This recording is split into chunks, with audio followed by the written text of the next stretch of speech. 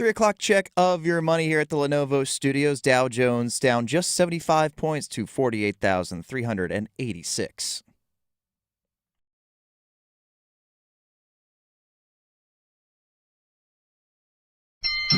Miller gets it across for Chatfield. Out in front, they score! There's your net front presence, and the Canes have tied it at 2.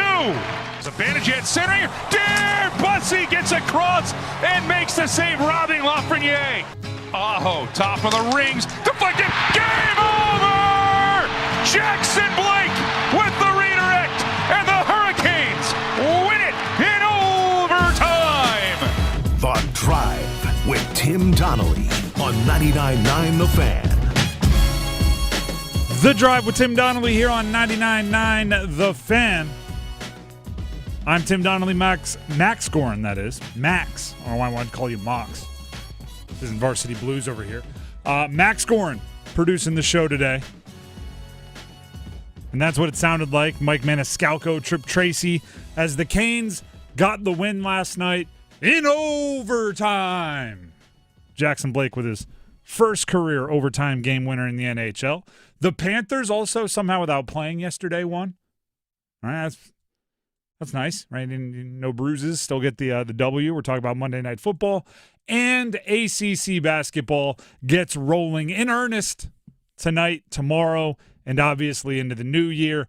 That's just the start of it. So let's go ahead and get started here on The Drive on 99.9 with the Big 3 at 3.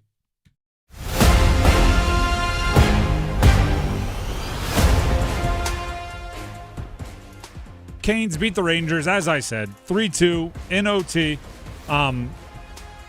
Really just a solid win. You wish, you hope that you wouldn't have to go to overtime for it, but you're playing against Igor Shesterkin and, tested him up top quite a few times, and he's still got a quick hand, right? Still got the glove. So it took you to overtime, but Jackson Blake made the play you needed to make. What I really like about last night's game, and we will talk more in depth about this game at 3:15. So I'm going to go real big picture here. It was actually Victoria Vodenecker, who produces traditionally the Adam Gold Show right before this one, weekdays here on 99.9 The Fan. She was at the game on press row. And one of the things about being a press row at a Canes game is you see the injured players, right? It's the booths and everything are kind of just right on the same floor. And, you give them their space, but, if you walk by Jacob Slavin, you're going to notice. And I don't, the guys that are hurt, right? You see them on the injured report. Heck, a lot of times the news is breaking on this show, and I'm telling them to you. But she just mentioned that, kicking around, it was Jacob Slavin, it was Shane Gostisbehere, and it was Seth Jarvis. And I'm like, goodness gracious. When you say them all together like that, that's an unbelievable 3-on-3 hockey team right there. Yeah, that's 3 guys you really would typically like to have on the ice and not in press row. And maybe we're used to Slavin being out because he's been out so many times. The Jarvis injury, I think we're still mad about how it happened, that we haven't even really taken into account that he could be out for a while. And Shane Gostisbehere was a surprise. So that one was they happened, I don't know, I didn't put them all together.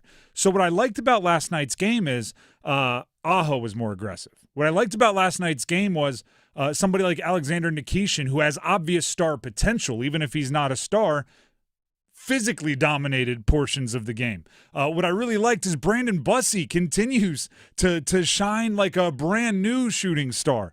And it's the Canes lost 3 studs. They were all up there with Victoria, on the media floor, watching the game. But there was a sense of, okay, if they're out, I have to step up. I'm going to do it. Jackson Blake, overtime goals might be the most star-making opportunities, right? Because they're buzzer beaters no matter when they happen, and you get to go right into the big celebration and the chaos, and you hear Mike Maniscalco in overtime from the jump. It's obviously a big opportunity for him.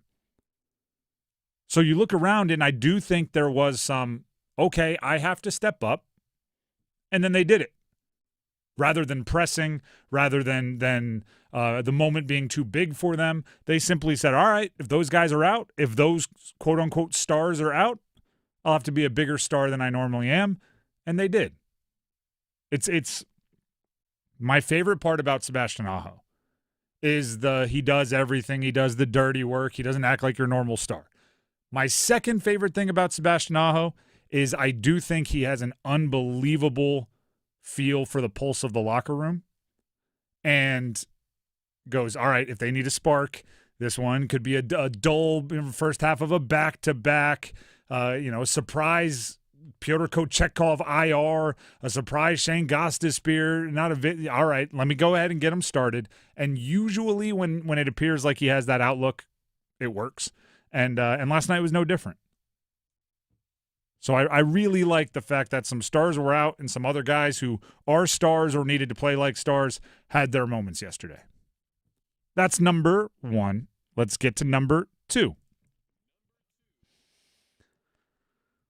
It is a really weird year in the NFC South. I don't know how many times I've come in here on a Monday or a Tuesday after the games are played, and I go, you're not normally friends, but I think you got to send a gift basket to the Falcons or to the Saints or to whoever. This week, the gift basket goes to the Atlanta Falcons. And matter of fact, let's give it to Bijan Robinson.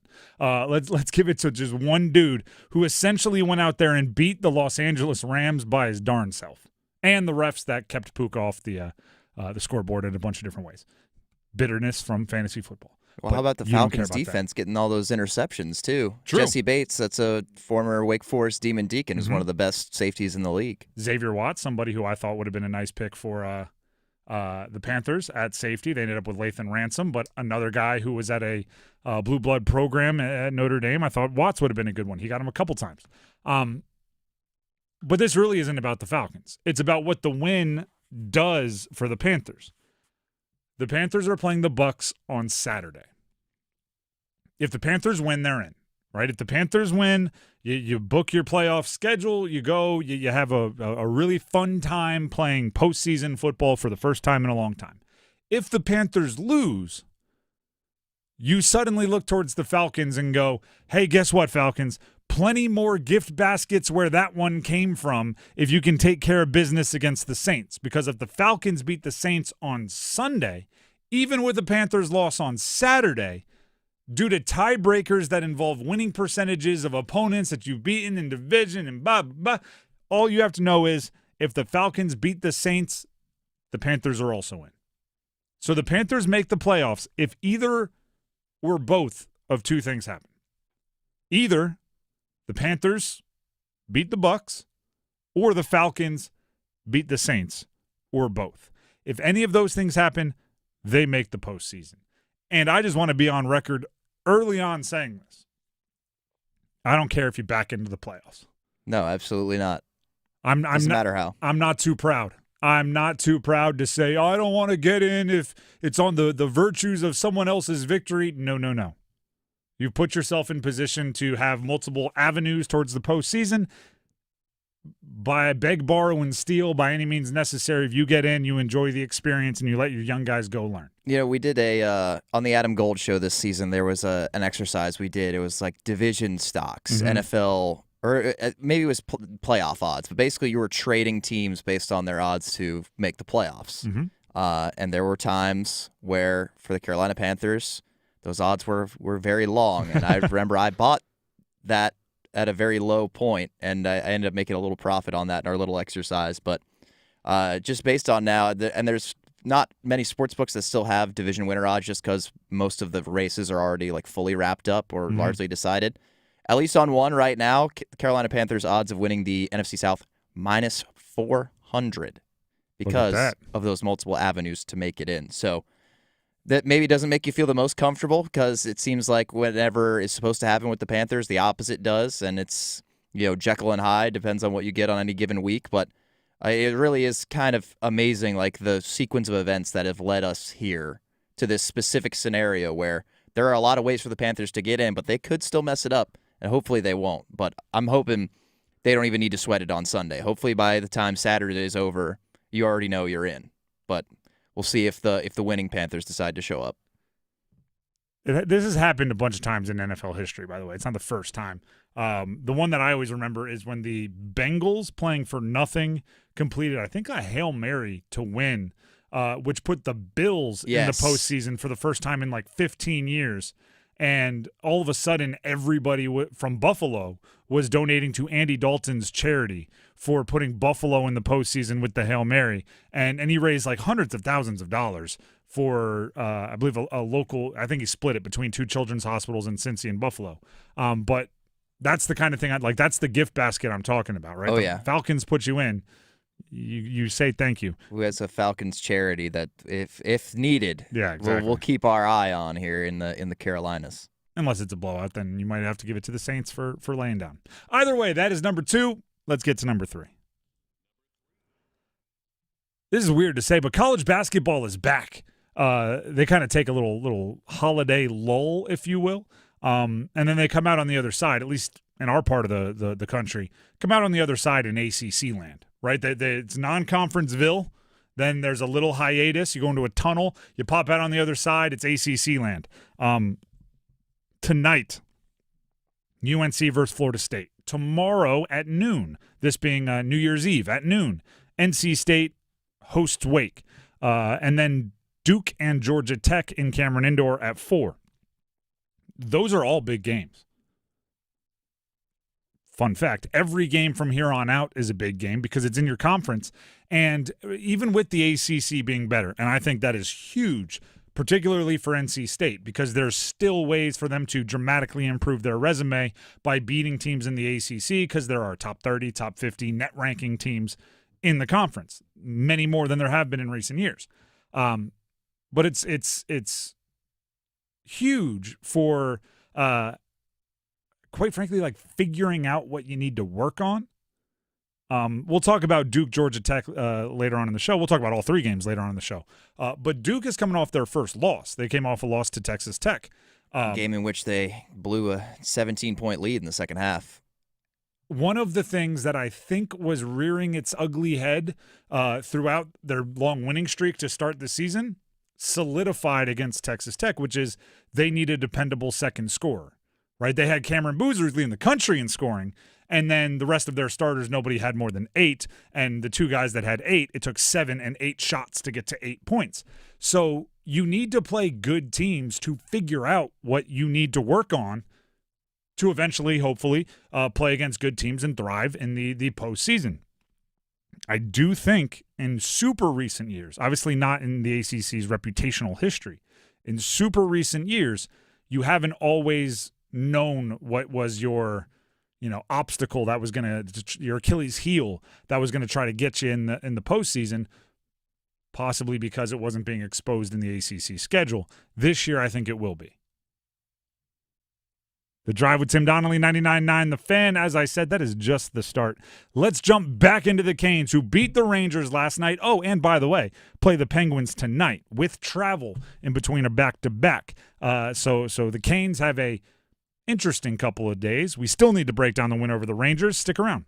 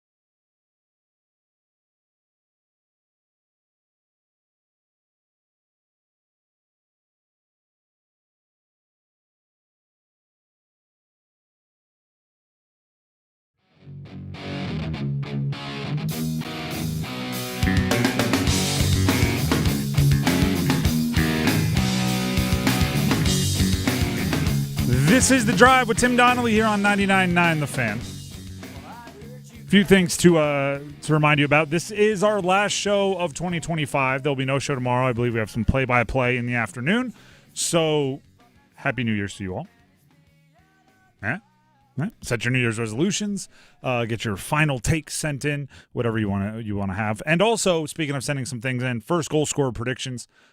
We will be giving you our first goal scorer predictions, taking a couple phone calls later on in the show about 4:33. But if you have a first goal scorer prediction that you want us to hear, and you're worried about your schedule, worried about remembering, just go ahead and send it into our YouTube live stream comments. 99.9 The Fan on YouTube. You can go right to the live stream. There's a active and open chat going on under there. So just send in who you think will score the first goal for the Canes tonight at Pittsburgh and in what period you think they will score it. And hit subscribe. And set up alerts and find your favorite video and send it to 10 of your friends and ask them to subscribe. And let's turn this into a Ponzi scheme. Let's turn this into a little multi-level marketing. If all of us go get 3 friends to all subscribe, exactly. To subscribe, and they get 3 friends to subscribe to 99.9 The Fan, pretty soon we'll have a gold play button sent in here. Yeah, then we'll get all the cool stuff that YouTube does. I think you need 1 million for that, or maybe it's 100,000. Either way, we hit 20,000 this year. I think next year we could hit 30, and who knows? Maybe we can double it up. Yeah, maybe we go for 40. I mean, I'm a big goals guy, so let's go 40. Let's go Jackie Robinson. I want 42,000. We're a sports show. It's got to be attached to something. Let's go. Let's go Luke Kuechly, 59 grand. What bigger number could we? Let's go Ike Ekwonu, 79,000. No, I'm not sure we want to do that because then we stop at 99. Either way, it is a first goal scorer prediction day, so that's coming up later on in the show. Yesterday, the Canes also played. They played against the Rangers. It was a home game. They won in overtime. It was really fun. It was exciting. It was the first overtime game winner for the youngster Jackson Blake. It was another Brandon Bussey win. 13 and 15 games, I believe now, for the young goaltender. That's all very exciting. But let's not forget where it started for the Canes. It started with a Sebastian Aho goal on the power play to tie things up at 1. That, if we did first goal scorer yesterday, and we didn't get a chance to because the Pyotr Kochetkov news kind of took up all of the oxygen and the Canes conversations that we had on the show, had to make an audible. But if we did, Sebastian Aho would have been the right pick. And it's my favorite thing about Aho, like I said, or second favorite thing about Aho is he senses what's needed and does that. I forget who. I think it was Harrison Ingram, maybe. If that's a name that's hitting me correctly, on UNC a couple of years ago. I used to call him the amorphous blob because I felt like whatever that UNC needed in a game, he was going to try to do that. And then we talked to his sister who played volleyball at Duke, and we learned that his middle name was Clay. And I was like, no way! This is unbelievable. I wonder if Sebastian Aho's middle name isn't like Clay in Finnish, because he does whatever the team needs him to. Which means occasionally he stumbles into doing what I want him to do, right? Because on the days where that Venn diagram meshes, when it completely overlaps, what he feels the team needs him to do and what I have been craving Sebastian Aho to do for years, when that meshes, I'm like, yes, there it is. We're getting some of that now. With Shane Gostisbehere out, with Seth Jarvis out, and so many shots on goal from those two out, you get a more aggressive Aho. And that is my favorite Aho.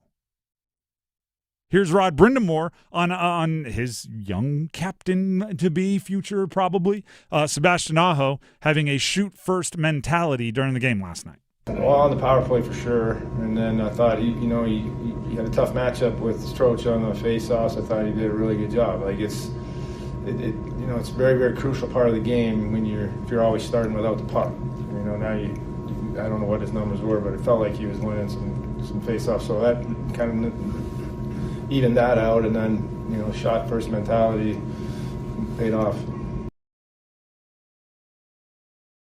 Just turn my mic on. Shoot first mentality works. That's why it's exciting.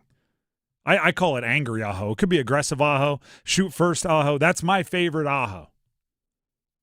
I hope we see more of it, and I think we will for as long as some of those guys are unavailable. But I am also preparing myself mentally for when they get back, he goes back to, setting it up and focusing on being a 200-foot player and everything else. Nikishin. He was on the power play 1 yesterday with Gostisbehere out, dealing with I think they called it lower body, groin, whatever it was. Alexander Nikishin is still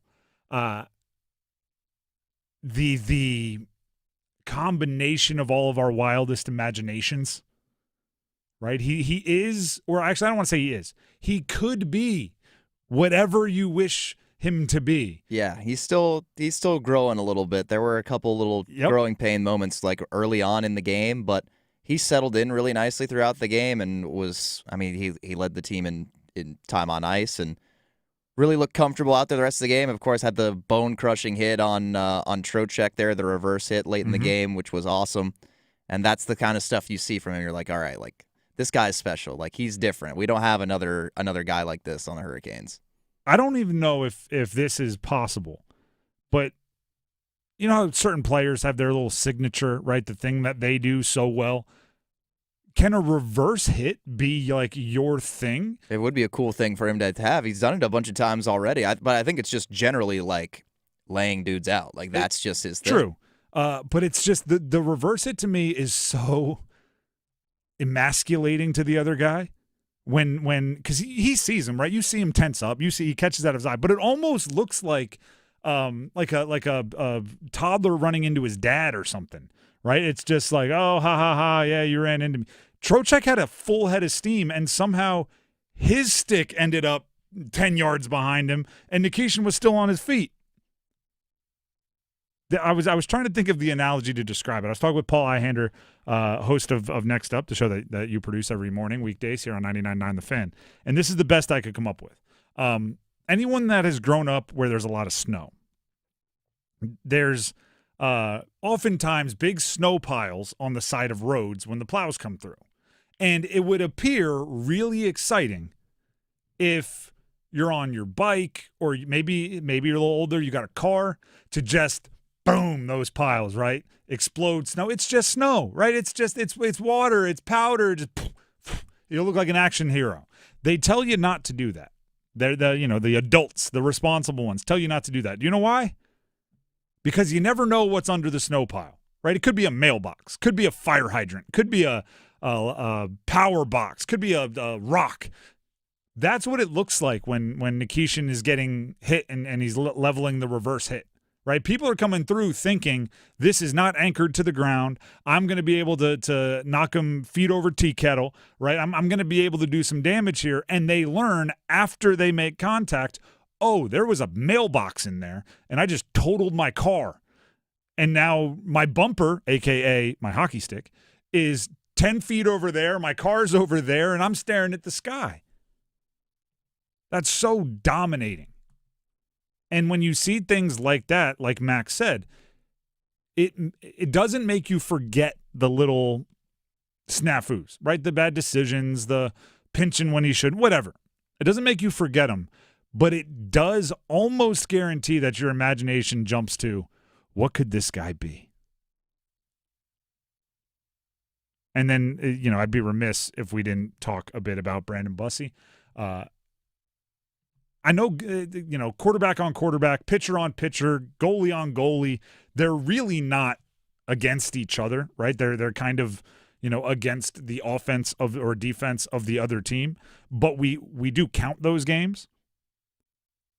I mean, he stared down a good one yesterday and went shot for shot, and it's not like he was untested, right? He had to make saves. And the line in the postgame that came from Aho was talking about it, Brendan Moore, really whoever was asked about Brandon Bussey was, he keeps giving us a chance to win hockey games. And it's so simple, it's so obvious, but it's really what Brandon Bussey has done exceptionally well, which is make the saves he's supposed to make and a few more, right? Make the saves you're supposed to make and a couple other timely ones. And you're not getting shutouts every game. You're not doing anything crazy. But what you're doing is, for a team that has been dealing with so much as far as skaters being injured and in and out of the lineups and everything else, you're in it late, right? They've won the shootouts. They've won some overtime. They've lost some. But they're in it late when Brandon Bussey is on the ice. And 13 wins and 15 appearances, that's bananas. That's bananas. And the more players say those sort of things, he keeps giving us a chance to win hockey games. The more they say it, the more their subconscious is going to believe it. And even if they get down a goal, even if they get down 2 goals, even if they've turned it over a bunch and he's making saving saves, right? The saves that save his teammates, bail them out. They just go, no, we're going to be in this in the end. Let's stay locked in. This one's not a lost cause. Whether their subconscious is thinking it or they're consciously thinking it, Bussey's making them believe. Yeah, he's currently leading the league in goals against average, just a hair over 2 goals a game, 2.08. 911 save percentage is top 15 in the league as well.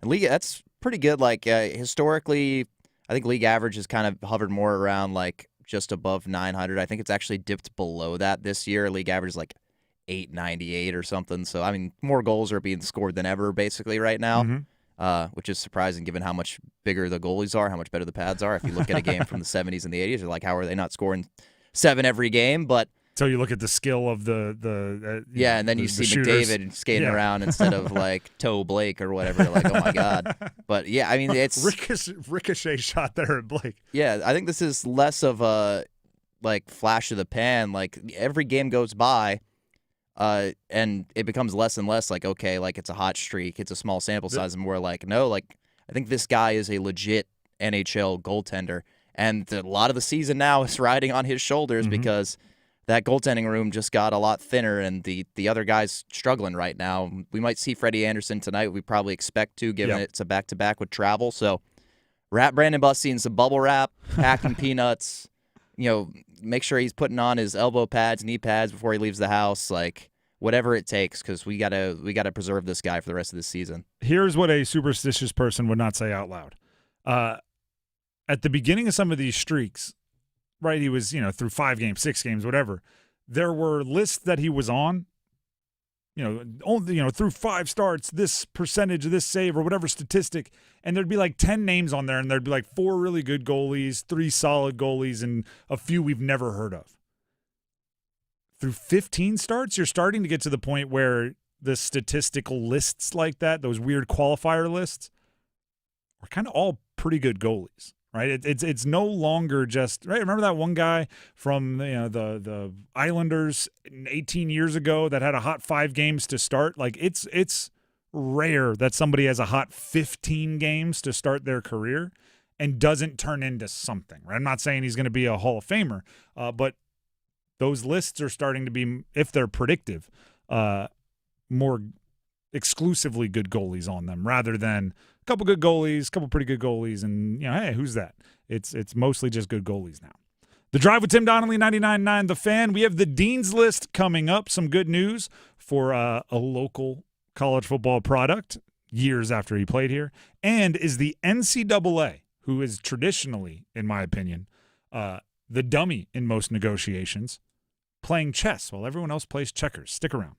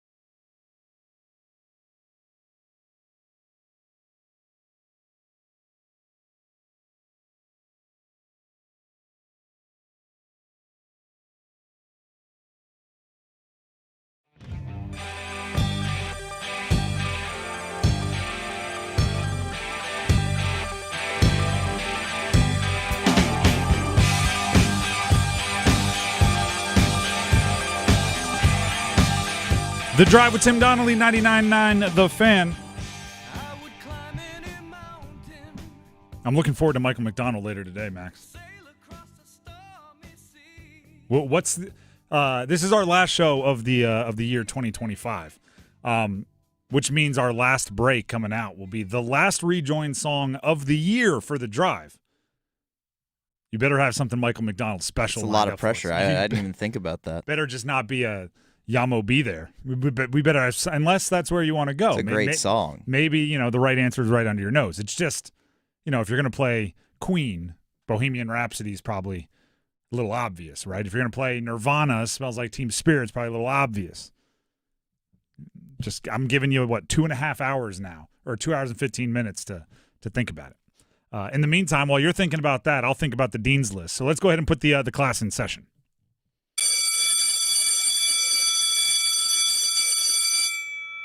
This is where we highlight those with either direct or indirect connections to the college sports world that we care about so dearly here in the Triangle. I'll start, and we've been updating this kind of throughout the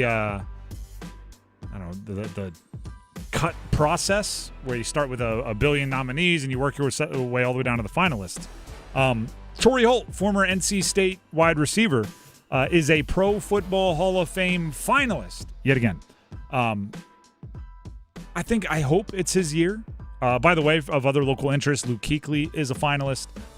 Panthers legend, obviously. Steve Smith Sr., another Panthers legend, did not make the finalists, so he'll have to wait at least one more year. And Phillip Rivers bailed, and he volunteered to leave the pool because he played, and you have to be 5 years after retirement. So even though he was 5 years after retirement, he played 3 games, so now he's got to reset that clock. Torrey Holt, I believe, should be in. I've said this a whole bunch of times, and maybe we'll talk about it later. I think the Hall of Fame has done a pretty significant injustice to wide receivers, making them wait, and now there is an unfair backlog of receivers that should have gotten in. They made Terrell Owens wait unnecessarily. They made a few others wait unnecessarily, and because of that, now they're behind. So you have guys like Torrey Holt, guys like Steve Smith Sr., guys like Hines Ward. We go over it a bunch. Reggie Wayne, there's just a ton that probably deserve to get in based on the criteria, but are not getting in as quickly or maybe at all as they should. I hope Torrey Holt gets in. I mean, he was one of the best wide receivers in the NFL for a decade. Legendary. Super Bowl champ, all those things. Next up on the Dean's List. Maybe the NCAA? Maybe. Here's why. I know many of you, as you know, I brought it up a bunch, have looked at these NBA draft picks, these pros from Europe being granted eligibility into NCAA basketball, who have seen the transfer portal world kind of going crazy in college football, have seen coaches making all of these moves. Sure, go ahead and play. Diego Pavia, you want to play 1,000 years at Vanderbilt? Why not? All of this feels super on the nose of exactly what the NCAA should be fighting against. There was a statement put out by the NCAA about the NBA draft picks getting eligibility, and James Nagy at Baylor is kind of the main example. This statement, I'm not going to read the whole thing, but it basically says, we don't want this to have happened, but the courts have made us completely toothless in our punishments. We're not allowed to stop any of this. So we're asking Congress to try to do something about it. This is what popped into my brain. Are they playing 3D chess while everybody else is playing tic-tac-toe? Are they really going for this maneuver? Let's let college sports get so disgustingly gross and wild, wild west and unfair, and let everything go to the point where it is pure chaos and nobody likes it, so the powers that be, meaning the federal government, have no choice but to step in and give us everything we want. All of a sudden, transfers limited, NIL limited. All of a sudden, eligibility goes back to the way it used to be. Everything, because the federal government puts it in place because they now see what it looks like. They're kind of going like Ghost, It's a Wonderful Life. Oh, you don't like the NCAA? I'll show you what it would be like with no governing body. Here you go. LeBron's going to finish his career not with the Cavs, but with Ohio State. Let's see what that looks like. Just to force people into action? Maybe. Do you have any Dean's Listers, Max? Yeah, I've got a couple. I'll give one to Jalen Washington, former UNC Tar Heel basketball player, now with Vanderbilt. He had 21 points last night in another blowout win for Vanderbilt. They are 13-0 this year, and they're showing no signs of slowing down. I don't remember exactly who it was they played, but it was just a bye game as they get ready for conference play. But there's a couple of UNC transfers on that team. They have Tyler Nickel as well, who lit up Wake Forest. I went to that game. That was about 9 or 10 days ago now in Winston-Salem.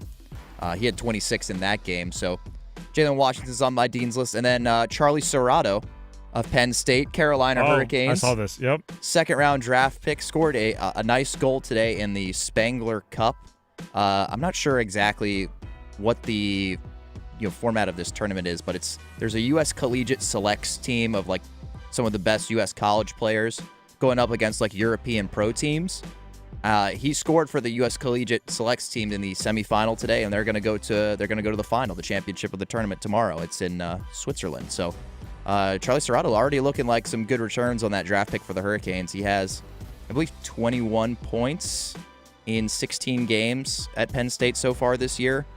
So he's been looking really good playing alongside Gavin McKenna, who will maybe be the number one pick next year in the NHL. His draft stock's fallen a little bit this year since joining college hockey, but Charlie Serrato, regardless, on the Dean's list. Shout out to at Canes Prospects on Twitter as well. They're always the one feeding me the I say this all the time. I'm not up on my KHL prospects, and I can't watch all of college hockey, but I do appreciate when they let me know when there's like a snipe from the center line from a 5th-round pick from 2019. It's a good time. Last one for me. It'll be a quick one, but I do want to acknowledge as a ACC believer, let's go Miami Hurricanes. Let's go. College football playoff tomorrow against Ohio State. Shock the world. Put the ACC on your back, though. I need a solid performance at least for the ACC flag bearer in the CFP. If you lose, Ohio State's a good team. Don't get me wrong.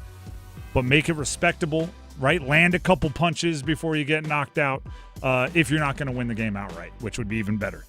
So I don't always like Miami. I don't always vibe with Miami.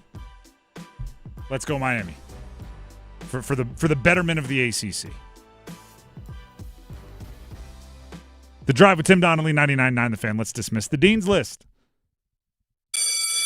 And we have to dismiss the Dean's List because we have a special edition of the Podium coming up next. Normally I say it's a 1-week award. This is about what you've done the last week, but not on the last show of the year. We have the 1-year award Podium, which men's basketball/football programs from the 4 teams in the ACC in the state of North Carolina had the best year of 2025. We set the Podium next.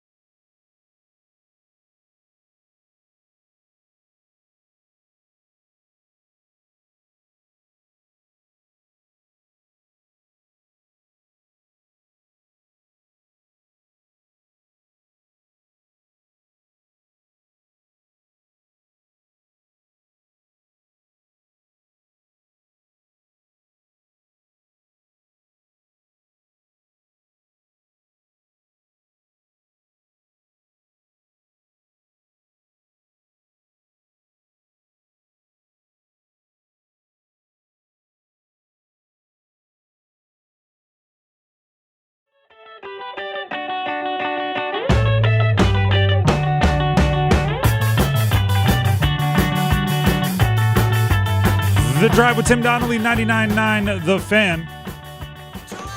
Update, I said we have no show tomorrow due to play-by-play. Want to update you on what that play-by-play will be. The Las Vegas Bowl will be at 3:30, and the Cotton Bowl will be at 7:30 p.m. You can hear it all right here on 99.9 The Fan. Now, I want to update you on the podium. Let's go ahead and start up. I need my dramatic music. There it is. Just enjoy that. It's patriotic, doesn't it? So as I often say, the podium that we do every single Tuesday is a one-week award. It's who had the best week, Tuesday to Tuesday, amongst the 4 teams in the ACC in the state of North Carolina. Not today, though. Today, it's the year of 2025. Who had the best year? And we're talking a combo of both men's basketball and football. This was not easy. And to be quite honest, I think more teams are disappointed than excited. However, I think they're set up better for the future. So, in the interest of optimism, new year, right? The father time, New Year's baby, whatever it is. Here's to a more difficult, because they're all doing really, really well, podium to decide at this time next year. But for this year, we'll start off the podium. It is the North Carolina Tar Heels. 4-8 on the football field in the first year of Bill Belichick. And that doesn't begin to tell a quarter of the story of what went on with UNC. There were reports from our colleagues at WRAL and many others about the dysfunction within the program. There were realizations that perhaps the roster was not up to snuff against other power conference teams, that the coaching staff, particularly on offense, was not up to snuff against other power conference coaching staffs. And there was undoubtedly comparisons to the Mac Brown era, which was you spent a bunch more money this year than you have in years previous on both coaches and everything else, and you got significantly less wins than you've got in years previous. Men's basketball did squeak into the tourney last year. It was so touch and go there that other schools actually had like governors writing letters trying to say that other teams deserved to be in more than UNC. But they did make it into the tournament. They did win in that first round in Dayton and then lose in the round of 64. I definitely think this is a team that in the early parts of this basketball season has set themselves up better. That's the most optimistic thing to me that's happened in 2025 for UNC. And when that's the most optimistic thing that's happened, you end up off the podium. Bronze goes to the NC State Wolfpack. Men's basketball missed the tourney, paid a hefty fine, or not fine, hefty buyout to fire Kevin Keats.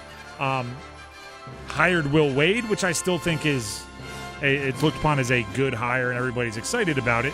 But let's not pretend like it started the way everybody hoped it would, right? The non-conference schedule, they took their lumps. So, coming off a Final Four the year before, the way they played, the way it ended, the new coach not starting hot, basketball's holding them back as far as these rankings. Football did get 8 wins and a win in the Gasparilla Bowl, ended a bowl drought of about a half decade. But again, it was quintessentially backdoor 8-win season, right? About halfway through the year, you knew your big lofty goals were kind of non-existent. You were mostly out of the running for an ACC championship, and then you finished strong to go on this little backdoor 8-win season. But that's not what you want. You end up a bronze. If you keep CJ Bailey, that might be the biggest reason for optimism moving forward, is he hasn't hit the portal yet, or maybe he won't at all.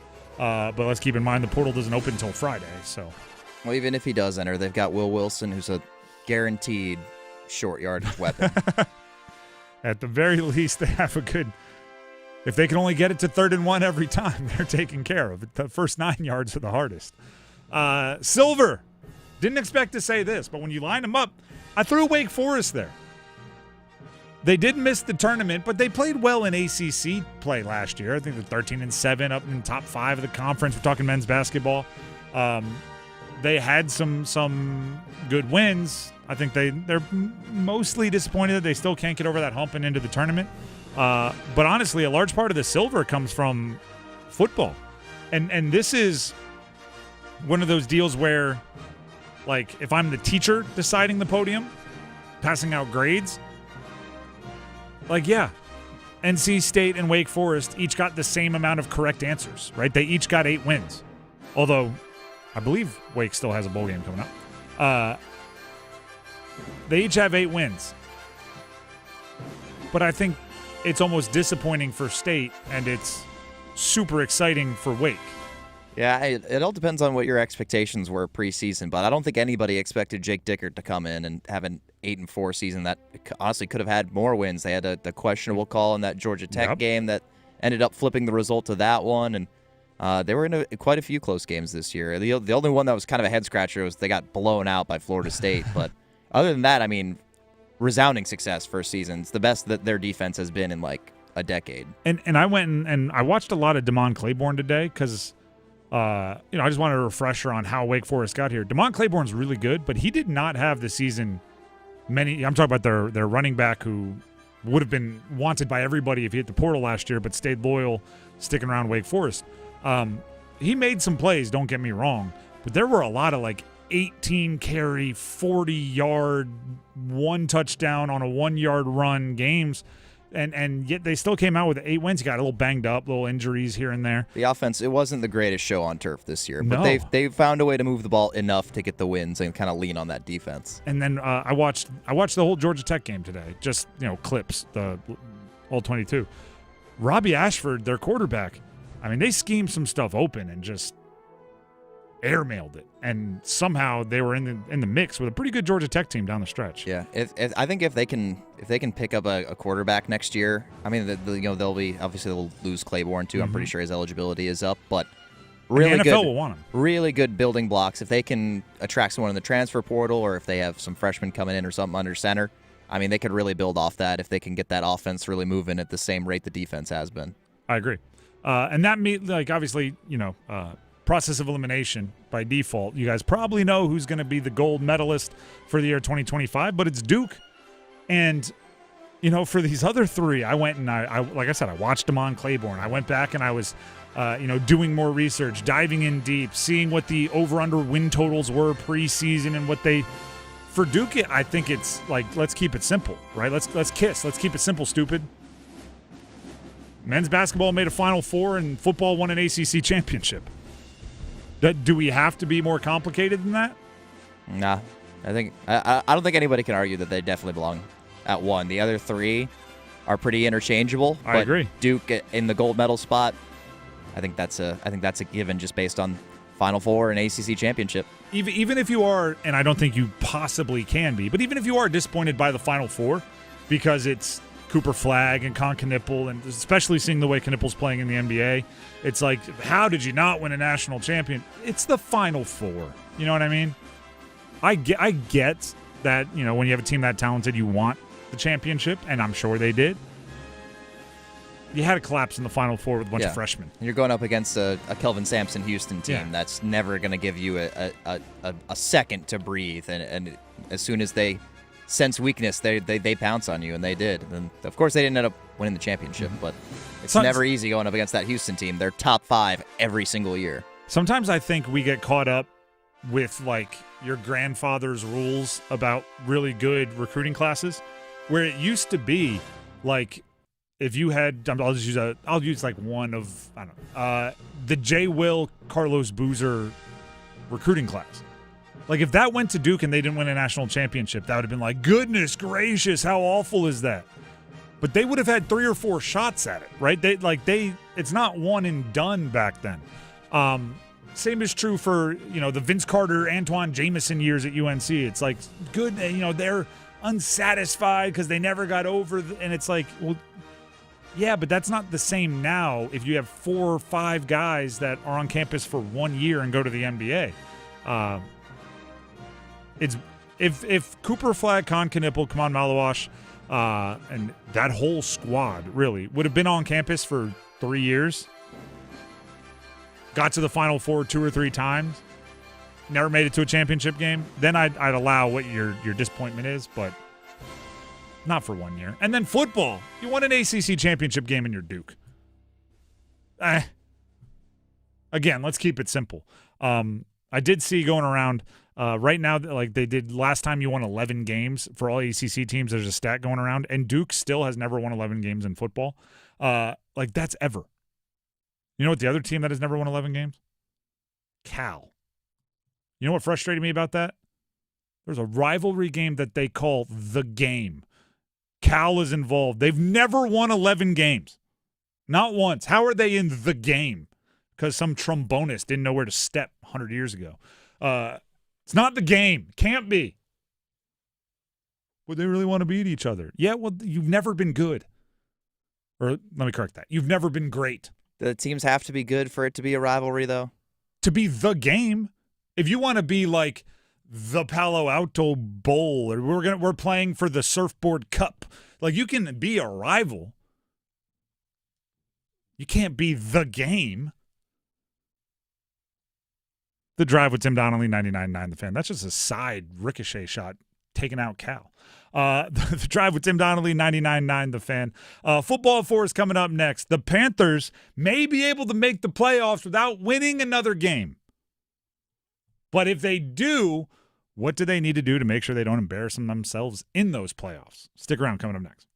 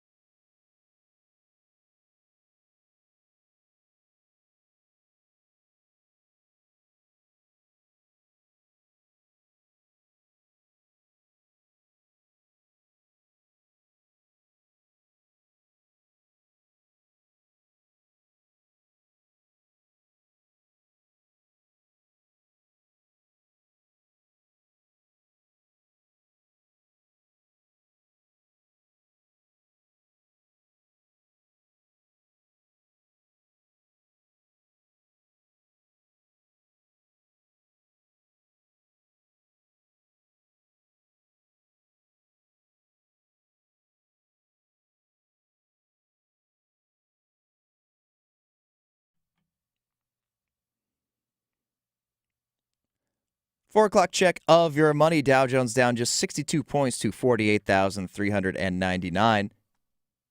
This hour of the drive brought to you by Blue Shark Vodka, the world's smoothest vodka.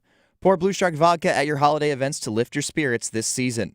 Blue Shark Vodka, the shark that doesn't bite.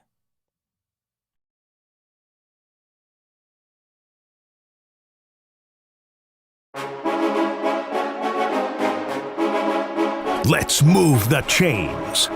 Time for football at 4. The Drive with Tim Donnelly, 99.9 The Fan. The Carolina Panthers. Football at 4. The Carolina Panthers have been gifted a wonderful opportunity. I don't think anybody, and no disrespect to the Panthers, they're growing. They're better than they were last year, and last year they were better than the year before, which is what you're asking for in a rebuild. But I don't think anybody puts them as one of the 7 best teams in the conference. I don't think anybody puts them as one of the top 14 teams in the league, that's how many teams are in the postseason, right? But the way it's structured, and by the way, I like the way it's structured, divisions get to put their winner into the playoffs. And if you're in a bad division, you could get lucky and maybe even make it with a below 500 record, which is still on the table for the Panthers. If they lose to the Bucs on Saturday and the Falcons beat the Saints on Sunday, the Panthers go into the postseason with just the semi-truck beeping. Beep, beep, beep. They back their way right on in. But I'm going to say something crazy. It's not their fault. Right? Once you get in, now it's the dance. Now anything can happen. Now focus on what you can do to shock the world if you get in that way. Or if you beat the Bucs, which, by the way, the Bucs have not looked good in months and are still reeling and trying to deal with who's available and all these other things. Baker hasn't been the same guy. So if you beat the Bucs, you're in, maybe not backing in as aggressively, but you're like parallel parking in. I still wouldn't say you're going in with a full head of steam. So I'm looking at it like this. Beat the Bucs. Get a playoff draw. What's the key to shocking the world? And I will tell you almost with full certainty. The Panthers cannot expect to win any games of meaning without explosive plays on offense. I've got a heck of a stat for you from ESPN Research right here. The Panthers' longest play of the day against the Seattle Seahawks, this game they just lost on Sunday, was 11 yards. 11 yards, the longest play of the day, which is only the 4th time this century the Panthers have had 50 or more plays and a long of 11 yards or shorter. But you want to know the craziest part? 3 of those 4 games this season. 4 times this century, they've had at least 50 offensive plays and had their longest play be 11 yards or shorter. Just 4 times this century, 3 of them this year. Week 6 against the Jets. Oh, wait. Sorry, let me pull all this back. 3 of them were this year. This is a little embarrassing. I misread the stat when ESPN Research sent it out. 3 of them are this year, but they're not all the Panthers. It's Week 6, the Jets versus the Broncos. Week 15, the Raiders versus the Eagles. God, I remember that Jets-Broncos game. That was awful. That one was in Europe. It was a morning That's one. exactly what it was. It really just hits you in the face. You're like, ooh. You wake up, got a coffee in your hand, and you're just like, goodness, I need more. So either way, the Panthers this past week had one of the least explosive games this century. And here's the part that's frustrating about it. This isn't a new thing that's wrong with the Panthers. I went back and I started looking up some of my notes from the pre-draft process for the Panthers, and the thing that we promoted on this show in the middle rounds was explosiveness. I wanted Brashard Smith, the running back who went to the Chiefs late in the draft. I wanted Bashal Tutin, the fastest 40-yard dash time of all running backs out of Virginia Tech, who went to the Jags in the middle part of the draft. I was pleased that they drafted Jimmy Horn, somebody with a little juice.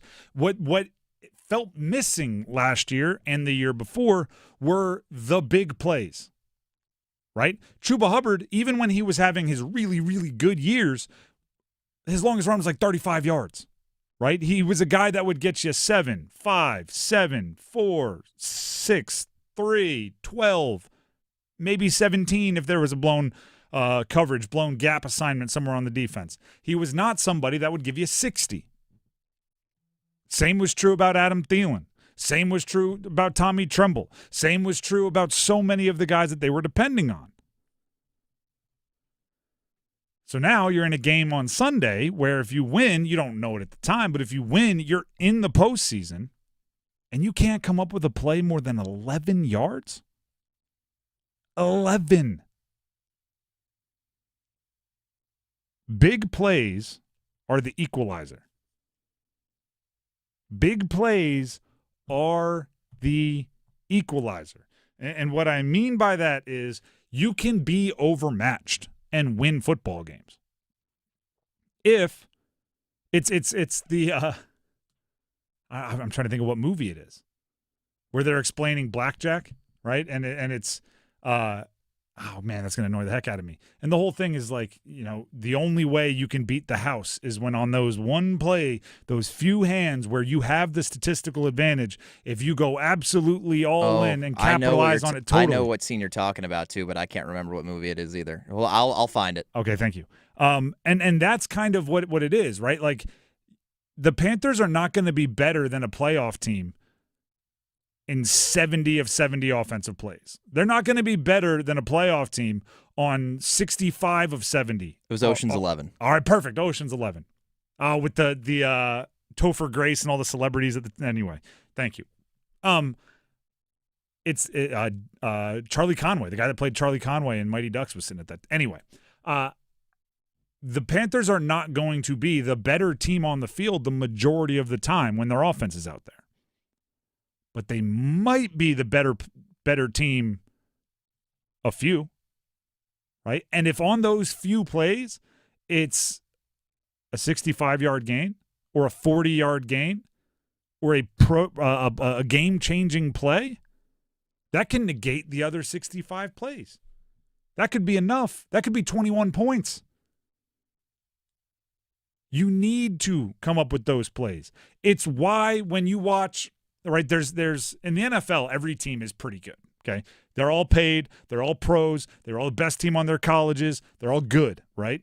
So the gap is different. But it's why when you see like the FCS schools playing the power conference schools, in the first quarter, you always have a couple trick plays called. You always have a fake punt called. You always have something crazy called because they're trying to equalize it. They're trying to make up a 50% talent gap with one big 70-yard completion on 4th and 17 by your punter who's 19 years old and has never thrown a pass because he grew up playing soccer. Like, that's what you're trying to do. And I'm not saying the Panthers go that far, right? I'm not saying you turn around to your rookie place kicker and go, hey, guess what? We're going to run the speed option. You're the back. But what I am saying is you have to do some things that you don't have on tape, right? You have to do some things that even if the defensive quality control coach of the other team just absolutely pounds coffee and every bit of caffeine they have and stays up 24 hours a day and watches every play call of your career, they've never seen this. And then this has to be something downfield or something with a tremendous amount of misdirection or something that gets the ball in the hands of one of your speedsters or something that can change the game in your favor. And yes, that usually means looking towards your best players. Yet, last night was a perfect example. When the game was on the line, who were the Rams looking at? It was either Davis, the little fast guy who looked fantastic, or Puka Nacua, their best guy. When the Falcons needed a play, where were they looking? Bijan Robinson, who's probably actually their fast guy and their best guy. You look to your players. So if I'm the Panthers, I am truly being as creative as possible on ways to get Tetairoa McMillan one-on-one as far down the field as possible. I'm truly looking for ways to get Jimmy Horn Jr. in a foot race against anybody who's not the opposing team's fastest corner. If you can get him on a safety, if you can get him on a depth corner, a nickel corner, whoever it is, I'm trying to do that. Those are the plays that can go, you know what? Actually, here's the way to describe it. And people online are absolutely obsessed with it. You know the little win percentage thing if you go on ESPN to the box score? Yeah, like the little graph. The little line graph that just bobs up and down. And there's always, I think it happened with the Jared Verse kick block and run last night. It's like, that play turned the win percentage more than any play since week 14, right? Is it some long touchdown run in the fourth quarter? Like, you need those plays if you're the Panthers. You had a 38% chance to win by win probability until Teteroa McMillan caught that 45-yard touchdown pass, and it swung up to now you're a 55% chance to win. One of the largest swings of the game. Like, that's what you need. Dave Canales was speaking to the media about trying to get Teteroa McMillan more involved in the offense.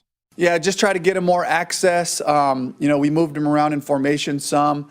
They matched it pretty well. They sent a safety over there a couple of times, and then I thought they challenged him up front with their corners, and he had mixed levels of success. Sometimes, he'd create a surface. The ball might be going somewhere else, but just making sure we're doing the right things, the routes that he loves, that he can execute, and also that fit into the scheme of what we're doing.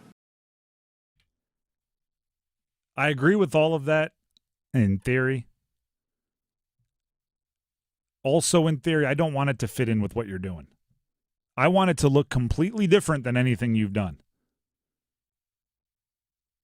Have you watched any of the Luke Kuechly alternate broadcast stuff? I saw a clip from the game last night where he basically called out the screen pass that was coming for Puka Nacua. Unbelievable. If you haven't watched it, it's even fun, and this is how nerdy I am. I'll watch the game with the regular broadcast and then go and watch the game again with Luke Kuechly breaking it down because we already knew it, right? If you're a Panther fan or if you are somebody that's been an NFL fan for a good amount of time, he might be the smartest defensive player in the history of the game. And he can verbalize it extremely quickly, and he can dissect plays like nothing I've ever seen. I would use him.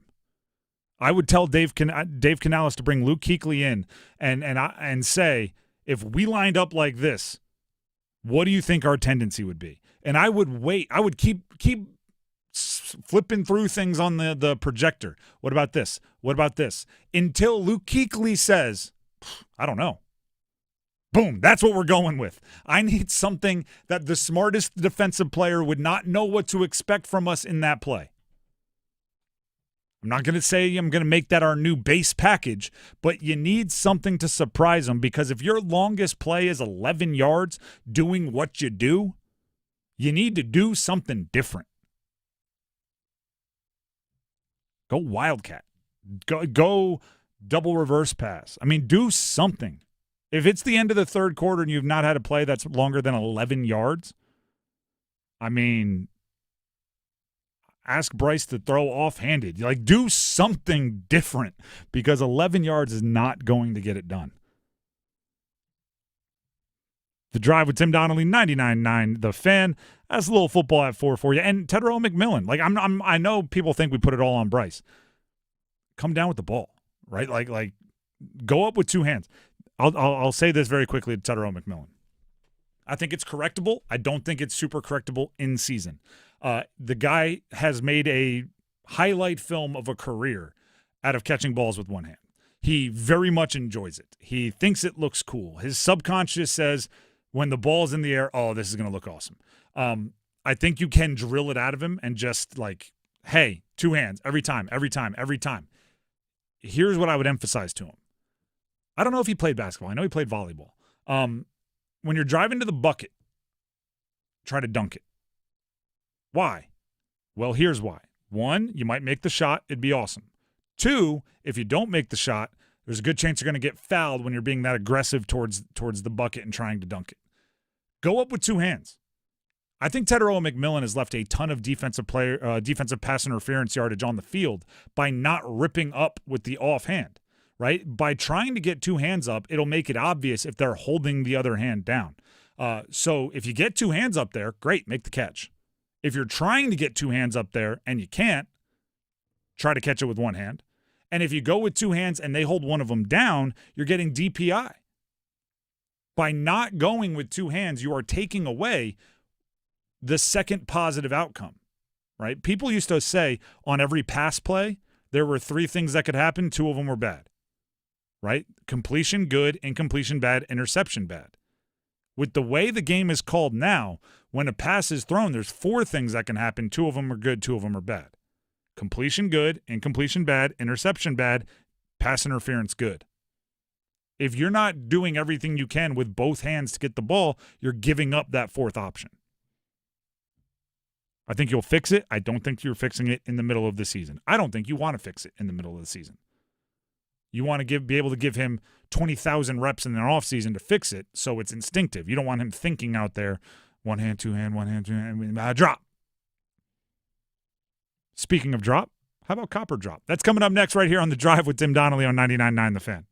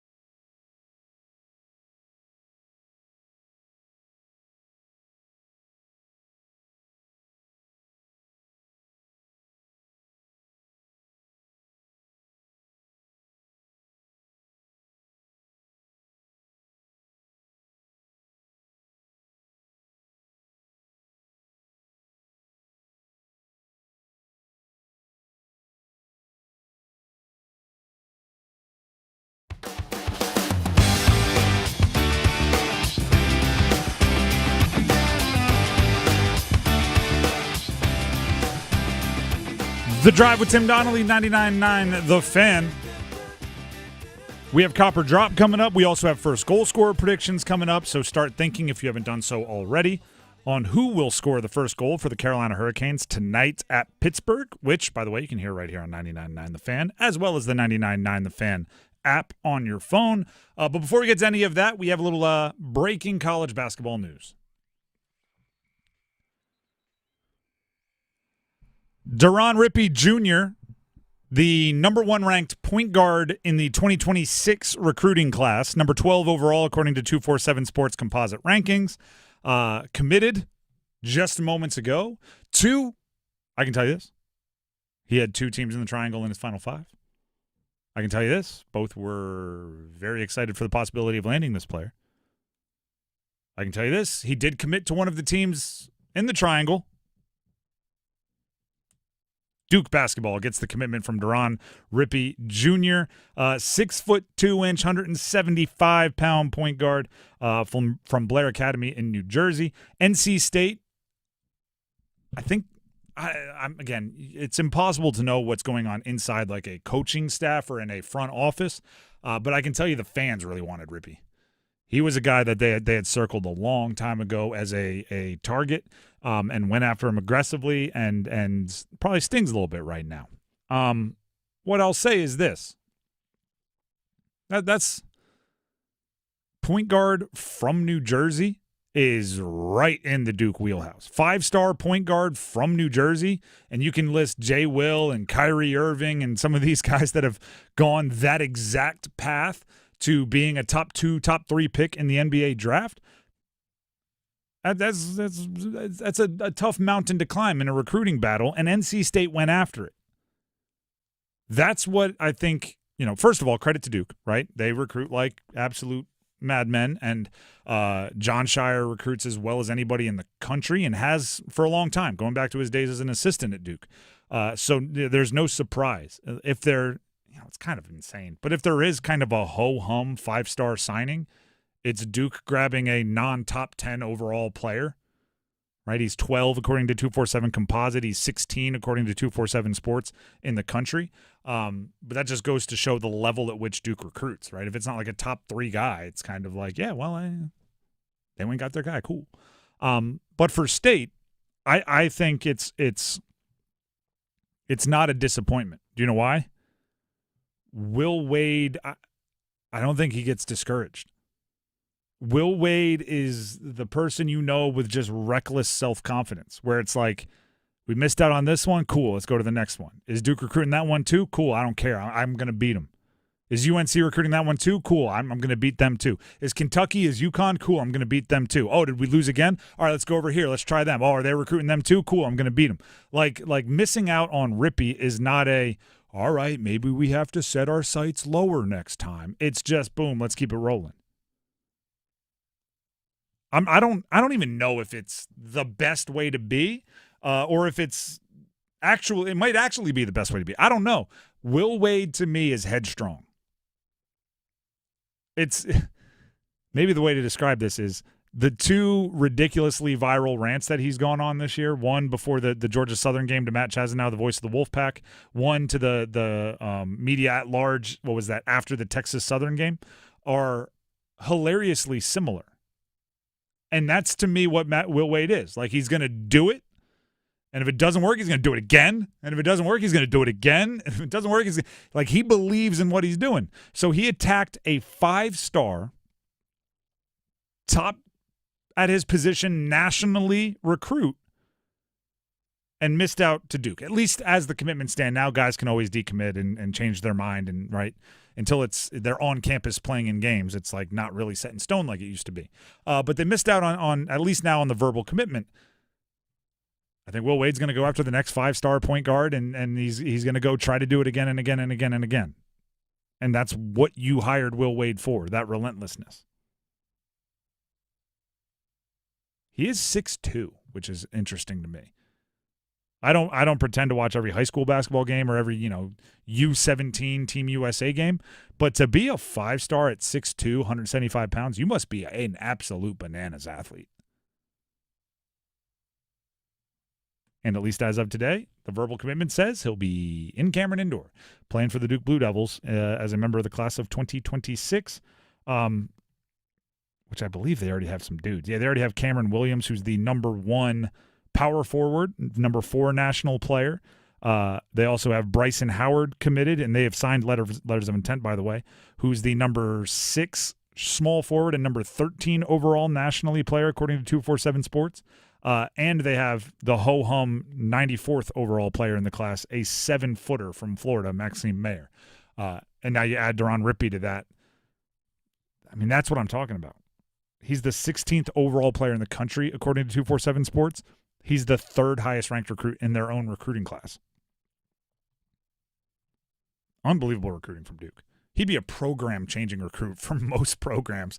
He's the third in his own recruiting class at Duke. Some schools just got an embarrassment of riches when it comes to recruiting. And the other three, power forward, small forward, center, now a point guard. Like balance as well. Balance, and he, like, from Rippey's standpoint, he's like, yeah, I get the ball in my hands, and I'm going to be passing it to these guys. It's a lot of assists on oops. The other guys are 6'11", 6'5" for the small forward, although I assume he'd be growing to be that highly ranked as a small forward at 6'5", and then 7'1". Goodness gracious. The Drive with Tim Donnelly, 99.9 The Fan. That's a little recruiting news for you. ACC basketball does kind of start up in earnest tonight. UNC, Florida State tonight. State, Wake Forest tomorrow, and Duke, Georgia Tech tomorrow. I believe all home games for the Triangle team. So a lot of college basketball in the area. At the moment, we are going to get to Cop or Drop. Don't forget, first goal scorer predictions in about 10 minutes. Let's get to Cop or Drop. You want true enlightenment? Well, I'm dropping. All right, what are we copping or dropping here, Max?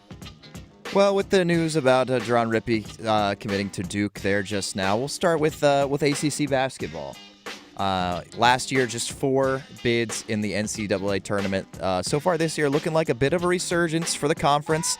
I believe right now 6 or 7 teams are around that net cutoff anticipated at this point in the season. Granted, a lot of basketball left to play, but around 6 or 7 teams expected to make it or at least be on the bubble for the NCAA tournament.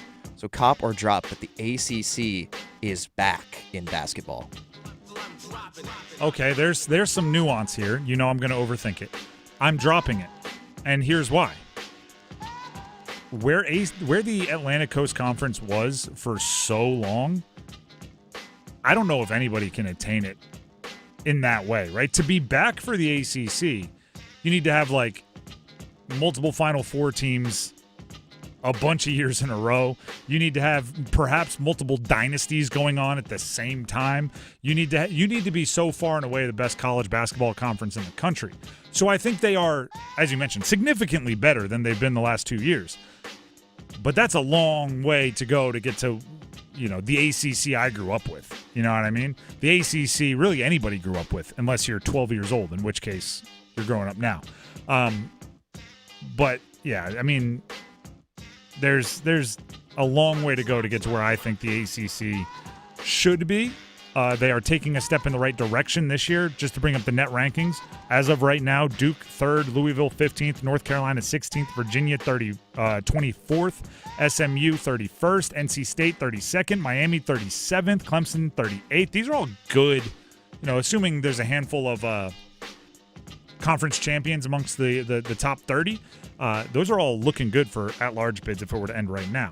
So a lot of teams making it as it stands right now, but there's still a lot of basketball to be played. And, there's a point in time where 9 ACC teams was like, are they going to get 11? We know they got 8. Like, that's kind of the way we were looking. Yeah, it seems to me as like the ACC is kind of rising up a little bit this year. The Big East, I think, has kind of taken a little bit of a step back. Some teams that outside in that of conference that are, outside of UConn, and Villanova and St. John's are solid as well. And obviously we saw Seton Hall took down NC State and Maui earlier this year. They're a little bit better than expected, but some teams that we typically see up there like Creighton, Providence, really not off to good starts this year. Marquette has taken a nosedive this year. They're 0-5 in Quad 1, 5-8 overall so far.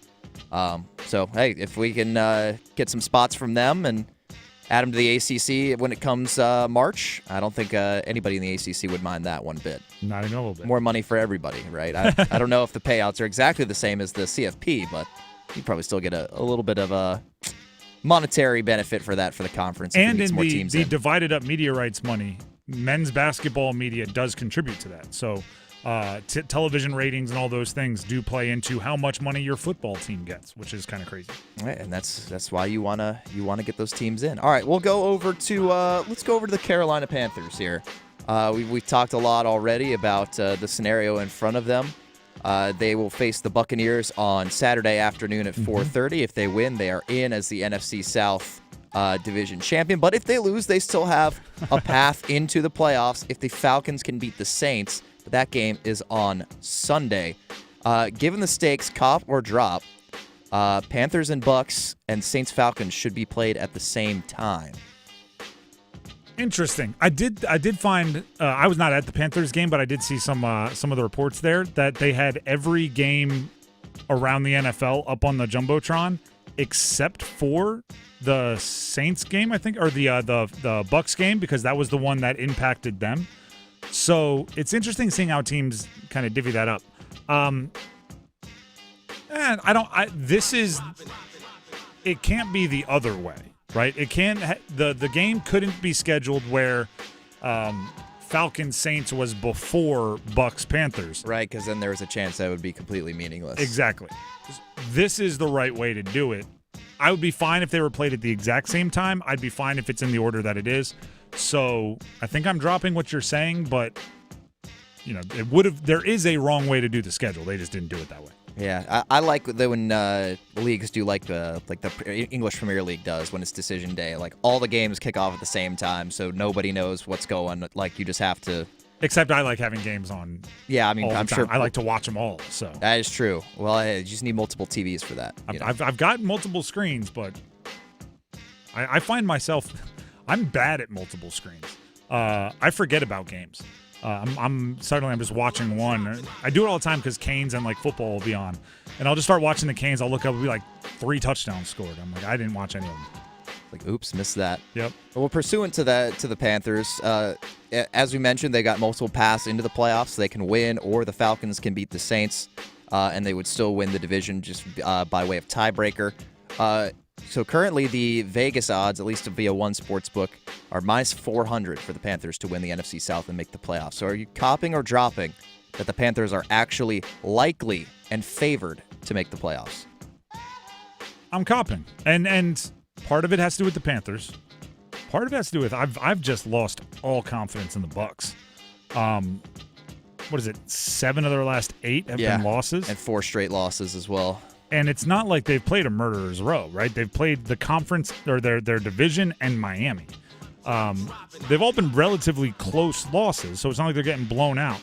The worry for me when it comes to Bucks Panthers is the Bucks have so many players that have played in games like this. They've played in postseason games. They've played in games to win a division. The Panthers have almost nobody. They have Turk Wharton, who, by the way, hasn't been playing, and a bunch of guys that are for the first time playing with this kind of stakes, and that's tough, right?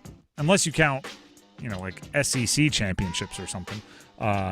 So I'd be worried about that. But I think right now the Bucks are just not playing good ball. Panthers, every other game, have been playing better.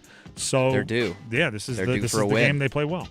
All right, and we finish up cop or drop here. We'll go over to the Carolina Hurricanes. Go over to the ice. News came down yesterday during this show, actually, that Pyotr Kochetkov was placed on IR, and then we later found out that he's going to undergo likely season-ending surgery to fix an ongoing issue in his hips that he was never really fully right this season, although was playing pretty decently. Had a 6-2 record. .899 save percentage and .233 goals against average in 9 games played so far this year. So now the Hurricanes are down to the sensational Brandon Bussey and Freddie Anderson as their goaltending tandem. Freddie he's struggled this year. Just .869 save percentage, over 3 in terms of the goals against average. Cop or drop, the Hurricanes will need to trade and acquire another goaltender this season. I mean, just 3 days ago, we were kind of past this. Now we're right back to it. To make somebody else's injury, getting hip surgery, all about our inconvenience with trade deadlines. How'd you phrase it? They need to? Need to, should. You get what I mean. I don't think they need to. I think you know what? I'm going to drop it. With the caveat being, and this has been what I've said all along about the goalies. Who? They don't grow on trees. Like who out there is making available a stud goalie that you can just go and trade for, and beautiful, now it's solved. Those goalies, A, only exist in single digits, and B, once you have one, you hold on to it for dear life. So I don't think they could, should, or will, just because it's like, I don't know. Does your buddy say, like, do I need to ask out Sydney Sweeney or Halle Berry? It's like, yeah, man, you should. It's like, no, that's not available to you, right? Like, what are we doing? No disrespect to your friends. Maybe your friends got it like that. I don't know. My friends don't. Like I'm hoping for a Freddie resurgence. So I'm hoping and that's possible too. I'm sure he's probably playing tonight. I would love to see a nice bounce back game on the back to back. Have him backstop him with a back to back with Travel, and hopefully they come away with a win, and we start to see some flashes of what he can provide in support of. And Bussey. We'll get to first goal scorers in a second. My wife is a therapist, so oftentimes when I'm like screaming at the television during sports games, she's asking like, could it be something mental? What do they have going on in their lives? And I'm like, I don't know, man. I know they made a bad decision there, and I don't know if it's because of, you know, they're worried about their contract or if they're worried about what's going on at home. I don't know. I'm just mad that they made that decision. But one thing, and this is very like personal because I dealt with it. There was a year that I played in college where I was in a quarterback competition, and like we both going back and forth, and the coach can really make up their mind, whatever it is. But when he was hurt, obviously not rooting for him to get hurt, but even if I was like the entrenched starter, right? Because he did some short yardage stuff. He was a bigger guy, so he would run the ball. Like if I was the starter and he went in just for a 3rd and 1 and hurt his knee, so the next game he wasn't in pads, I played a lot better, and I couldn't explain why, when he wasn't even available to take my spot. You know what I mean? When I wasn't looking over my shoulder at all because there was nobody there. Meanwhile, when he was in pads, even if the coaches were like, no, it's your job, I knew that they were kind of pulling the wool over my eyes a little bit. Maybe that's it for Freddie, right? Maybe it's like there's Bussey's, by all accounts, above you right now. Pyotr Kochekhov's having surgery right now. And on the second half of a back-to-back with Travel in between, they don't want Bussey to go in the game. They don't want to pull you. Like, it's your net, bud. Maybe that's what he needs. Maybe there were some weird things going on between the old ears of old Freddie, old Zilla. Maybe that's what's going on. Or maybe he just needed a reset and wasn't playing great. There's also, you know, sometimes it's just, you play a professional sport. What is he in, like year 14? Like you play a professional sport for 15 years, and you know sometimes puck bounces a funny way. All right, you know what? I don't know if we're going to have time for callers, so we're just going to talk first goal scorers here by ourselves. I apologize to those of you. You can always tweet them at me, at Donnelly Sports, DONNELLY SPORTS. I will still give you your due if you get it right with the first goal scorer predictions. Again, heartfelt apologies. I got ranting about goalies and lost track of time. But I will give you our 99.9 The Fan first goal scorer prediction from our personalities. Paul Ihander, Sebastian Aho in the first, even strength. Aho, aggressive, aggro, angry, whatever you want to call him. He's definitely hunting goals a bit more than he has in the past, simply because I believe some of the other goal hunters are hurt. Adam, host of the Adam Gold Show, you know him very well. Nikolai Ehlers in the first on the power play. Nikolai Ehlers at one point in time may have been the most popular first goal scorer prediction. Now it seems like nobody picks him. So Adam breaking that trend. Victoria also with Aho in the first. She said very early, first 10 minutes of the game. This is interesting because Dennis traditionally produces this show. And because of that, we don't know each other's beforehand, but we kind of, you know, just through our conversations on the Canes, know where we're leaning, and we traditionally separate. I had written it down already. I had texted everybody that's not in the office today, like, hey, don't forget your first goal score predictions. Dennis sent in the exact same thing I had written in. Svetch in the first on the power play. Obviously, he's playing well. I think he's buzzing pretty good right now. I think he is a talented player who is streaky. Like, when he gets going, he gets going. So that was kind of my thought process. I don't know what Dennis's was, but he texted in Svetch in the first on the power play, and it was literally exactly what I had written down. So we're just gonna link arms and skip into the first goal scorer predictions with Svetch in the first. Max, you're the only one that I haven't revealed, and that's because you haven't told me yet. What are you going with? I've thought on it a little bit. I'm going to go with Eric Robinson in the second period. Give us the explanation. Slow start, but he was playing some minutes up on that top line towards the end of the last game, and I'm just a big fan of his game. But I think back-to-back with travel, probably a slow start. Hopefully 0-0 after one. We see, again, some good vintage Freddie. And then they break through early in the second. Can you give us, quickly, if you can, look up the Rod Brindamore clip on bumping Eric Robinson up to the top line for that little bit there?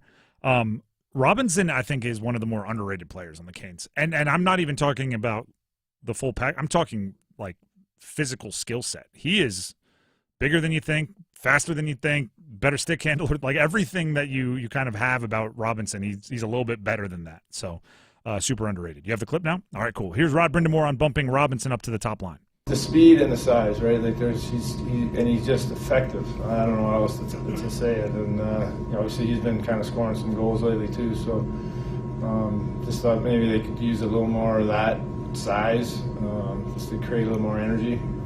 That was about it. Oh, you mean playing the big, tall, strong, fast guy? That was one of like my mantras as a quarterback. If you're starting to have a little slump, try throwing it to the big, tall, strong, fast guys, right? Try handing it off to the big, tall, strong, fast guys. Sometimes, we get a little overthinking it. Big, tall, strong, fast. That usually works. I know the Canes have small, skilled, super skilled.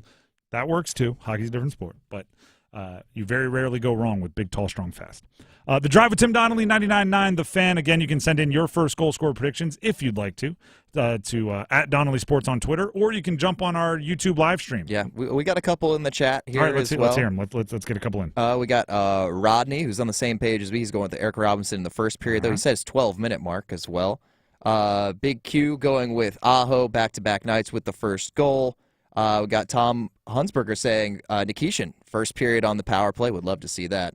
Everybody loves Nikishin. Mm-hmm. Yeah, how could you not? Because the guy is electrifying, and he doesn't just hit. I'm waiting for him to score the next one where it just winds up that slap shot and absolutely rips it. I've been waiting on that, so hopefully maybe tonight. I wouldn't mind if he's right and I'm wrong.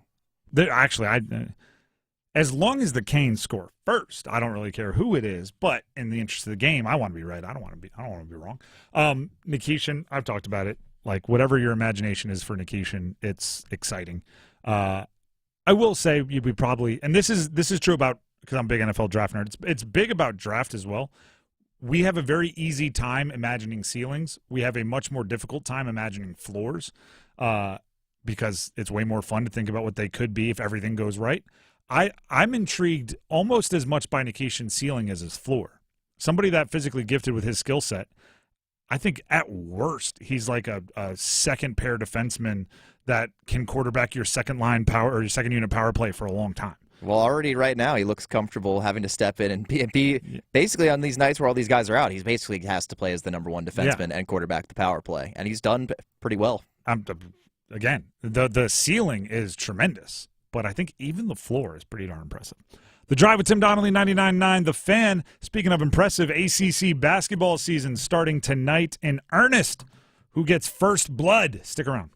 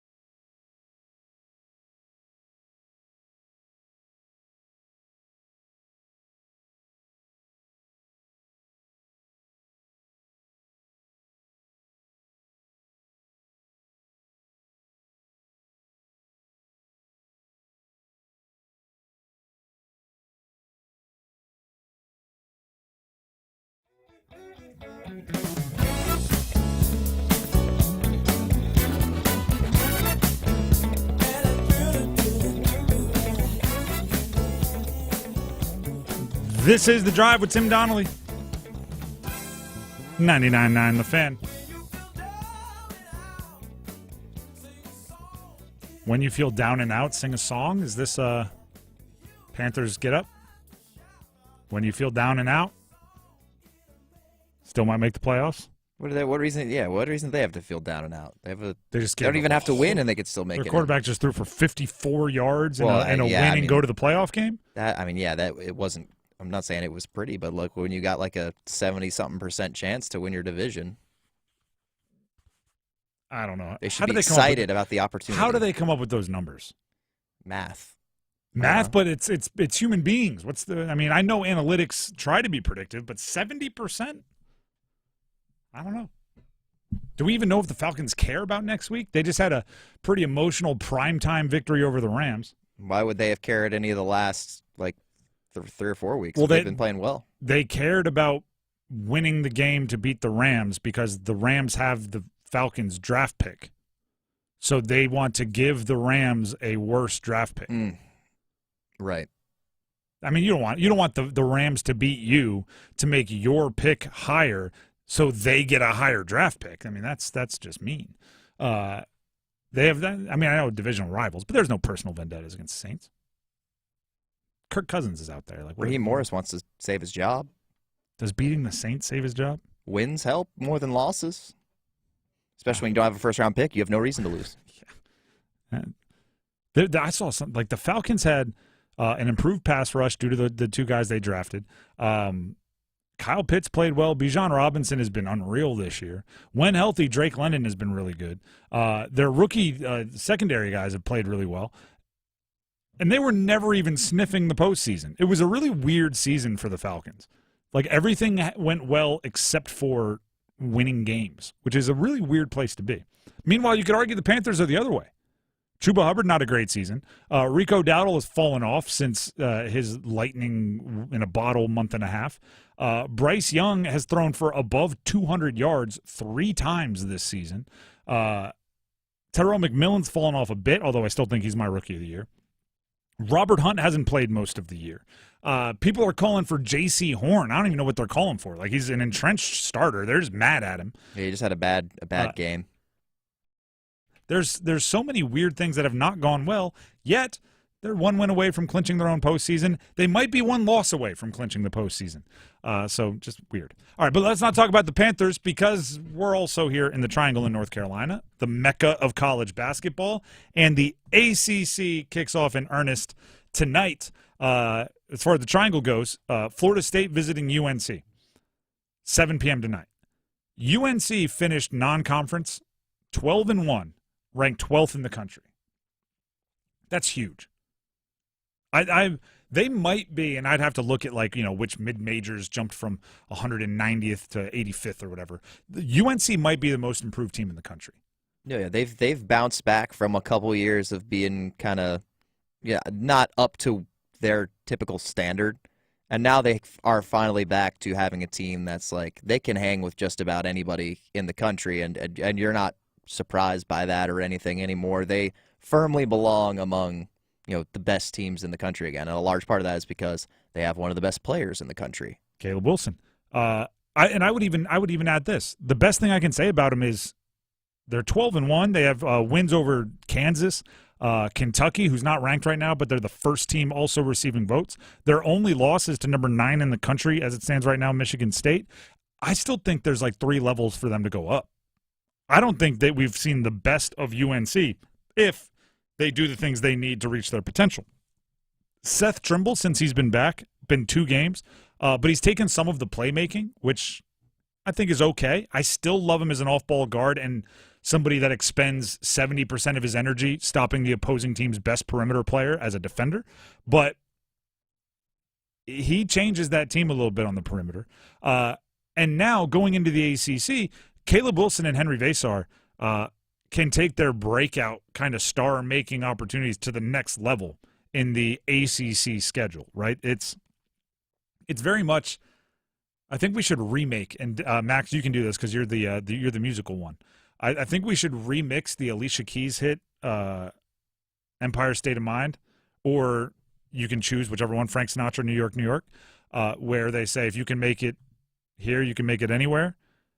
Like it, you don't really believe that a UNC great is a UNC great until they make it in the ACC. Then once they make it in the ACC, they can make it anywhere, right? It's like a comedian. If you think you're funny at your stand-up hometown club in Toledo, Ohio, you got to go to New York, Boston, or L.A., and if you're funny there, you're funny anywhere. I need to see that star-making performance in the ACC, but once they do that, sky's the limit. Tomorrow, NC State, Wake Forest, noon. There's something going on with Darian Williams. I don't know what it is. I don't know if it's best for the program. Will Wade has yelled at the team a couple of times, and I've felt, and you're Max, you're younger than me, but one of the like burnt memories of awkwardness from youth for me is being somewhere with your friend while your friend's parent yells at them. And you just kind of have to sit there quietly and like not make eye contact with anybody. That's awkward. That's kind of what I feel like when Will Wade goes on these rants, where he's like, "Some guys think they're going to the NBA," and I remember our conversation with Darian Williams during ACC kickoff or tip-off, where he was talking about going to the NBA. Some guys, they play with no edge, and I remember the conversations we had about Darian Williams playing with a smile and a smirk rather than an angry face. Some of these guys just aren't tough. After a game in which Darian Williams was out with an injury, and I'm just like, it feels like he's talking to someone specific here. I feel awkward. Well, he specifically when he mentions like casual personalities, like that does kind of fit Darian Williams to a T, and maybe to an extent. It seemed like he was talking about him or Trey Holloman for the most part. And Trey Holloman has kind of responded. He's moved to the bench. He's played a little gritty. He scored a bunch of points against Ole Miss, a game that they won and was, I think, as much of a positive response as you can have to Will Wade's rant. But guess what else happened in that game? Darian Williams had 1 point. In 28 minutes, he had 1 point. They need him to bounce back big time tomorrow. Then Alan Lubin, somebody the coach has singled out as playing well, 15 points. Paul McNeil Jr., someone the coach has singled out as playing well, 19 points. Kadir Copeland, someone the coach has singled out as playing well, 16 points. Just mentioned Holloman, felt like they were also talking to him, kind of singling out as not playing well, 16 points. Darian Williams, the preseason ACC Player of the Year, 1 point, 0 for 8 from the field, 0 for 4 from 3. Feels like something's happening there. And then Duke versus Georgia Tech tomorrow. They open up their ACC schedule 4 p.m. This is the first time we've seen Duke bounce back. They lost to Texas Tech in their last game. Before that, they were undefeated. That's a test right there, whether you were starting ACC play or not. All right, Cameron Boozer, Caden Boozer, Nick Amania. I'm missing one of them. Dame Sarr. They've got a lot of guys that, quite frankly, are really highly rated recruits. And do you know what really highly rated recruits don't do a lot of before they get to college? Lose. They're usually the best player on the floor by leaps and bounds, unless they're in some, Peach Basket Classic or whatever, the EYBL, super elite AAU things, or Team USA or something. But they don't lose often. So they don't have a ton of experience bouncing back. They don't have a ton of experience, digging in and battling adversity, because they're, 5 stars, and there's not a lot of those in the world. So I want to see how they bounce back to a loss. And it was a close loss, and it was a brutal loss, and it was a collapsing loss, whatever you want to call it. And it was a loss where Cameron Boozer had 23 points, 8 rebounds, and 7 assists. So it's not even like you're looking at your best player and just saying, oh, he'll bounce back. Like, it's just a loss. JT Toppin had a good game. Anderson had a good game. That other guy that scored a bunch of points, who I wasn't expecting as much, had a good game. His name's escaping me. No disrespect intended. But it's like Texas Tech caught you. Did you take it out on Georgia Tech? Did you do the necessary introspected? That's not a word. The necessary internal evaluation? Or are you just going to roll out there and go, Texas Tech was a top 20 team. They're pretty talented. How many of those are we going to face? We can play that. If we play as well as we played against Texas Tech, we beat 90% of the people on our schedule, right? Duke, UNC, the Blue Bloods, they do measure themselves differently. That effort against Texas Tech wouldn't win you a national championship. Does that bother you? Or are you cool with we're still going to be a top team in the ACC? I want to see. And that'll be tomorrow in Cameron Indoor against Georgia Tech. The Drive with Tim Donnelly, 99.9 The Fan. Speaking of all those games and everything, there's play-by-play all over our networks. Tonight here on 99.9 The Fan, you can hear the Canes. They'll be on the road at Pittsburgh. So get ready for that one. You can hear it right here, 99.9 The Fan at 7 p.m. Tomorrow there'll be bowl games. There's Cotton Bowl tomorrow night. So enjoy all of that. In the meantime, stick around because we have the starting five coming up next. Panthers playoff scenario started up next.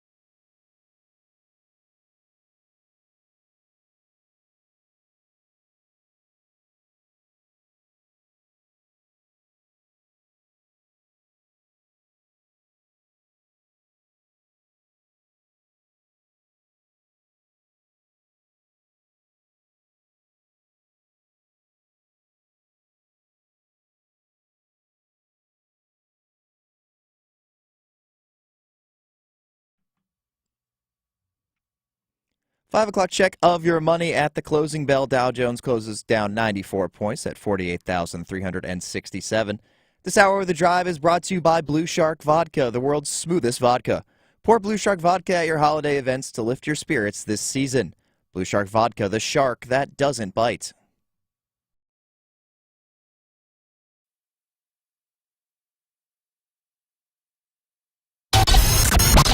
It's 5 o'clock. Time to serve up the biggest sports stories of the day. Here comes your starting five. The Drive with Tim Donnelly here on 99.9 The Fan. This is the last show of the new year. Or, sorry, last show of the old year. Is that what we do? Last show of 2025. So, Happy New Year to all of you. That also means this is the last starting five of 2025. Let's jump in, starting with number 5.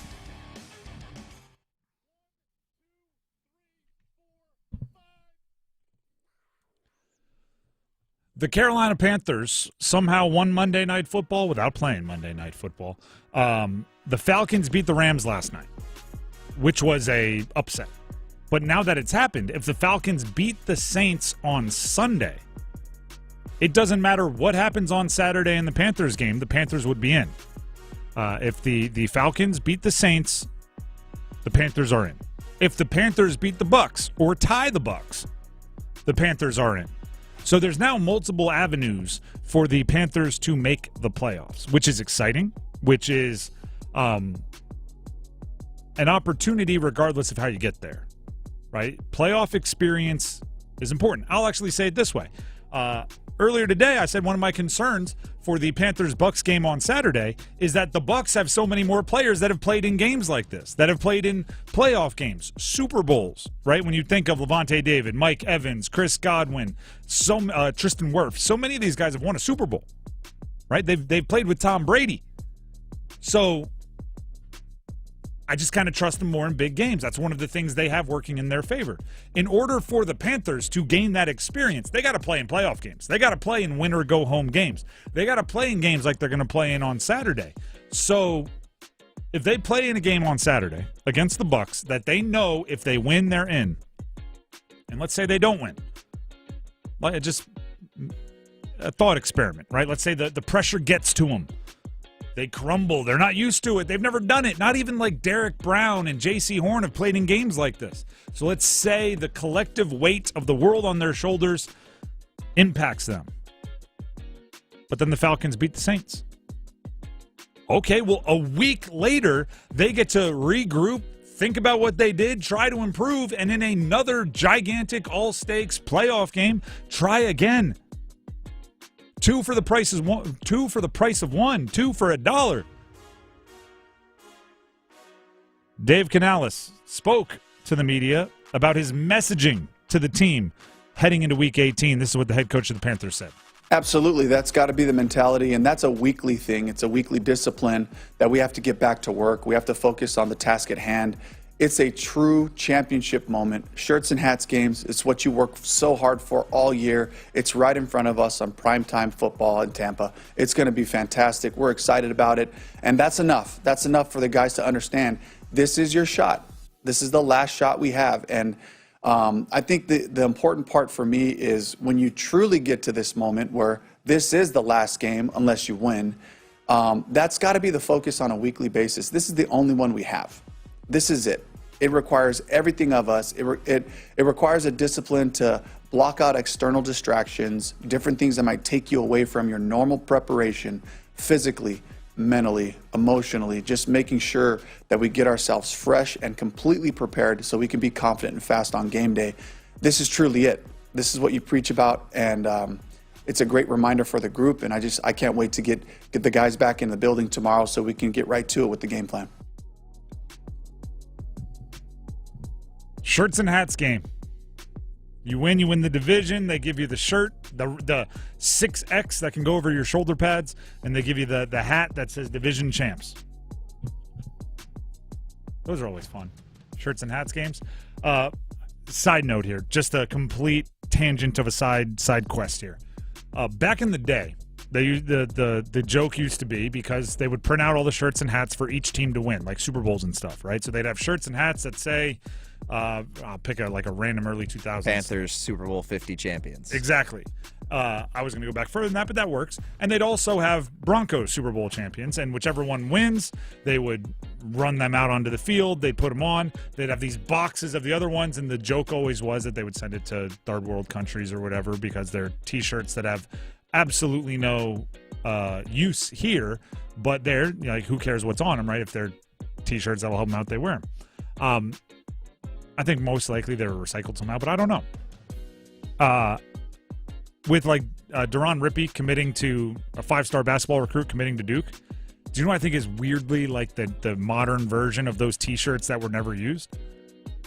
All of the graphics that have been photoshopped for fan accounts and sports blogs that cover one specific team of recruits that didn't commit there. Because he committed like 2 seconds ago, and every Duke blog, Duke basketball fan account has just graphic of him with Zion and Jason Tatum, or him with the other recruits in the class, and him and John Shire. And it's like some of them are photoshopped, some of them, I don't even, like cool electricity and flames, and they have to have all that for like UNC and Tennessee and NC State and all these other teams that were in the mix for them. And now they just go into some like unused graphics folder on a graphics intern's desktop. That's where they go to hide. Wait till he hits the portal in a couple years, and then maybe break him back out. All right, that's it for the side tangent. That's number 5. Let's get to number 4.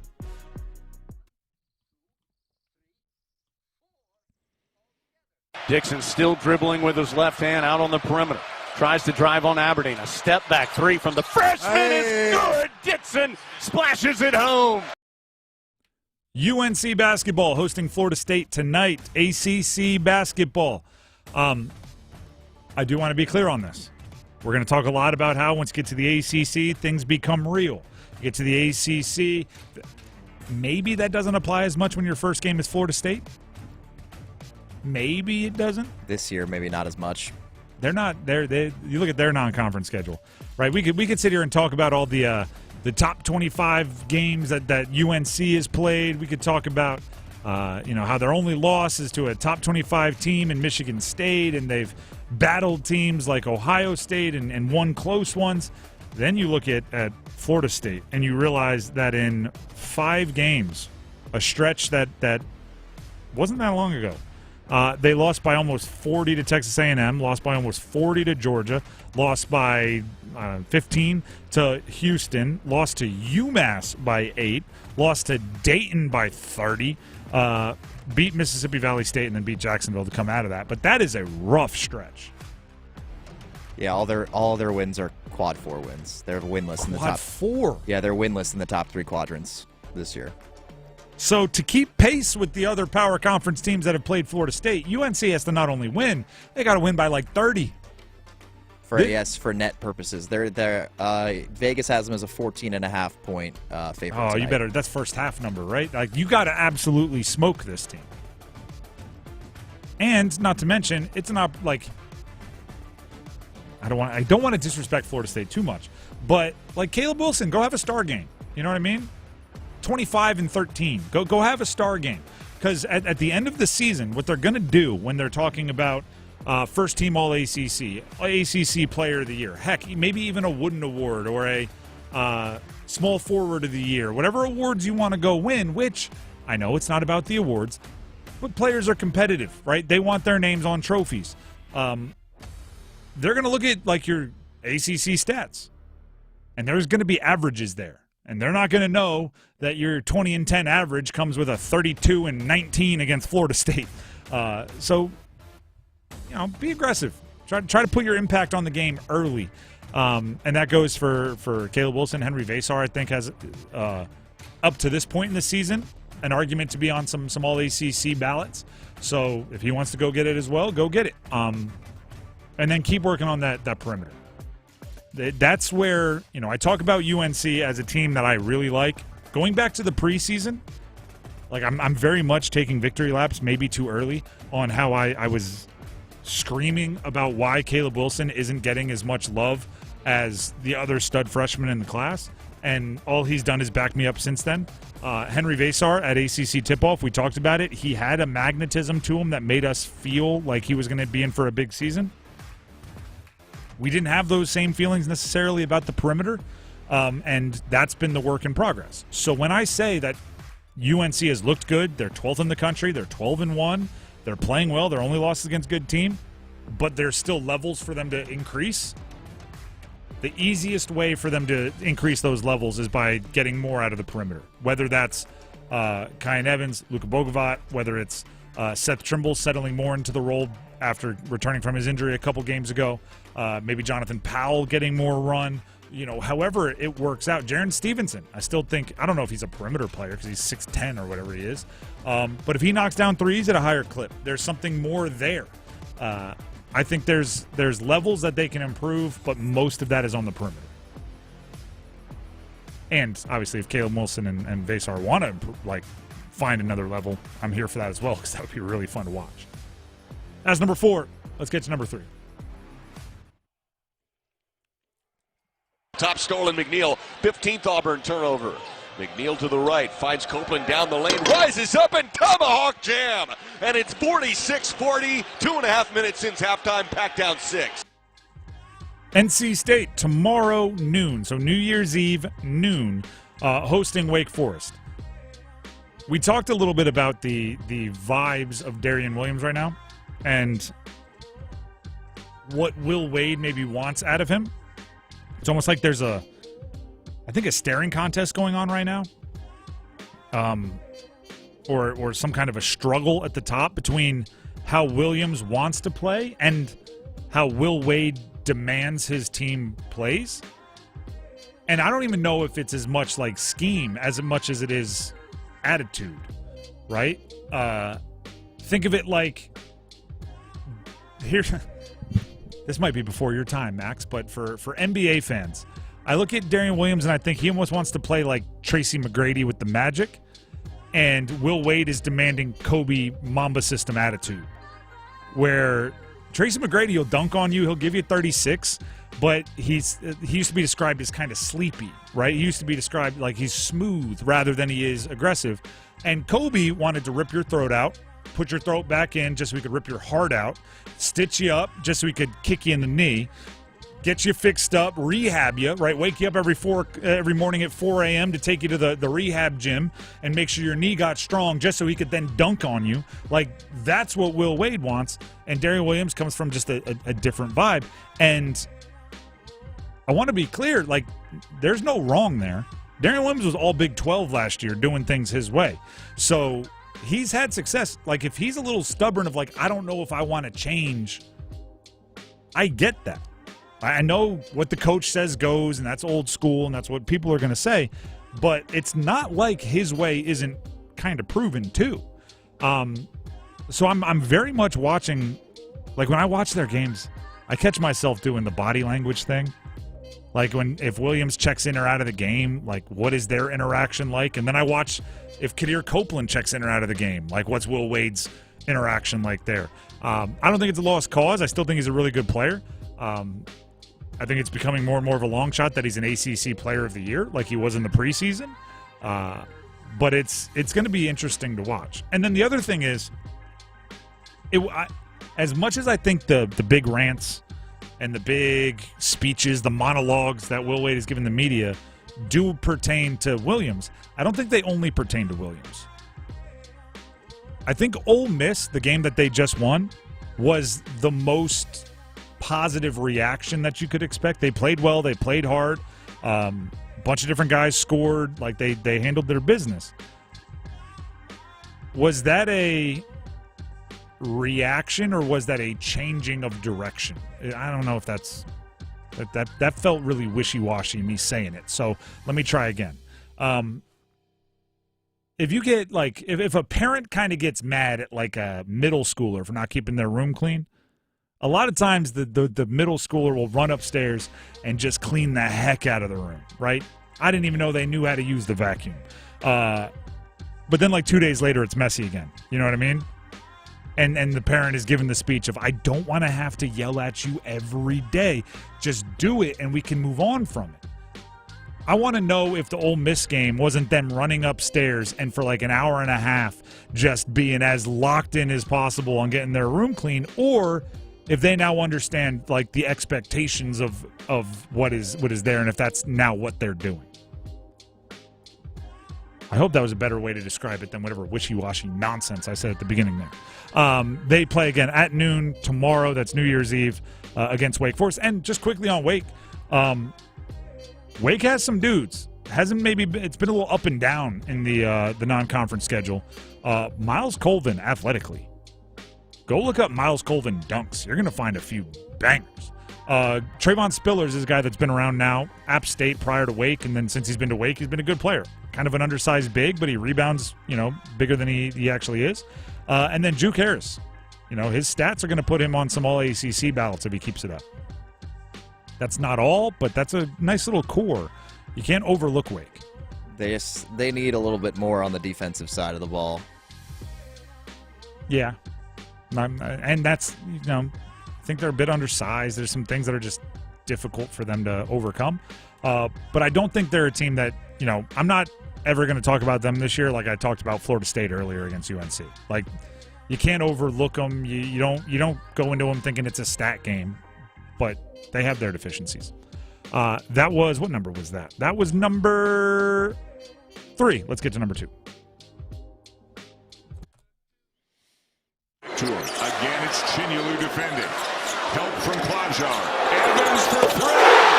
They left Evans, and he made him pay. Here's the deal. Duke's playing Georgia Tech tomorrow. I will, I like to think I'm one of the better at this in sports media, but probably not. I'm going to say I was wrong. I'm going to admit something I laid into earlier was incorrect. I thought the story of Duke this year was going to be about mostly defending the rim, right?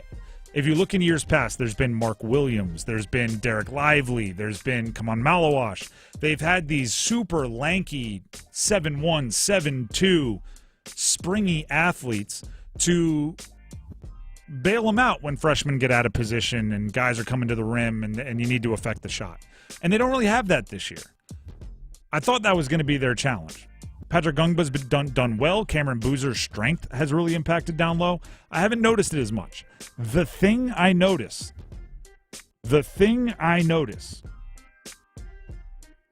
is I don't know who their dependable second scorer is.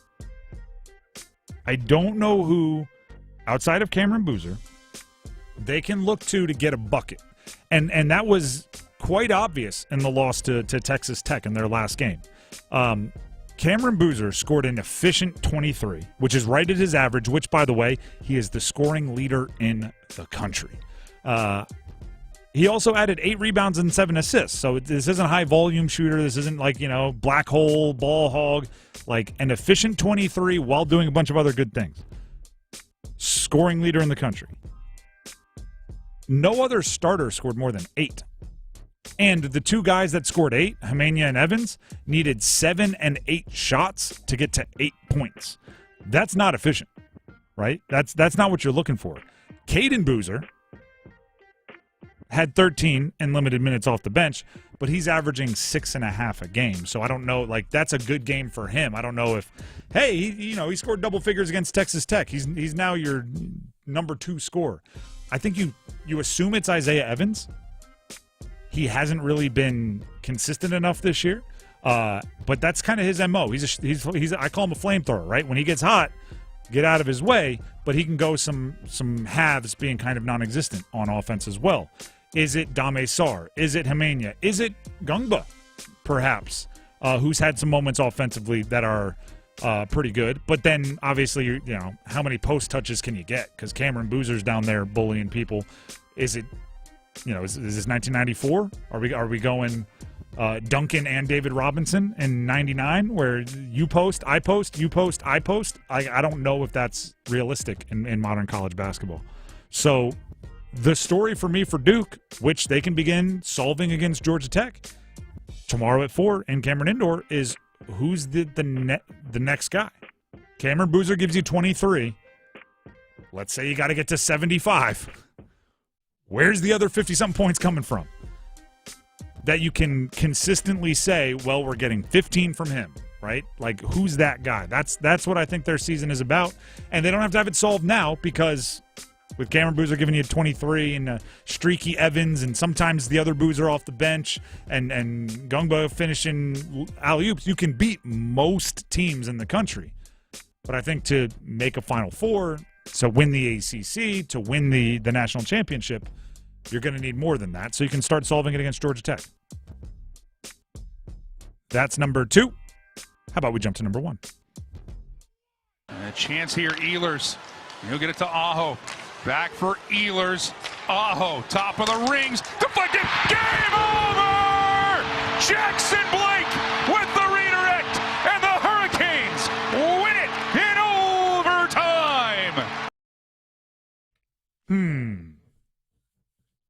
Tonight, Carolina Hurricanes on the road at the Pittsburgh Penguins. 7 o'clock puck drop, 6:30 Storm Watch with Adam Gold. You can hear it right here on 99.9 The Fan, right up till broadcast. Mike Maniscalco, Trip Tracy take it over. They'll take you through the game, and you'll hear from Adam after the game as well. That's all starting 6:30 pregame show, 7 o'clock puck drop, 99.9 The Fan, 99.9. That was one extra 9. 99.9 The Fan app as well.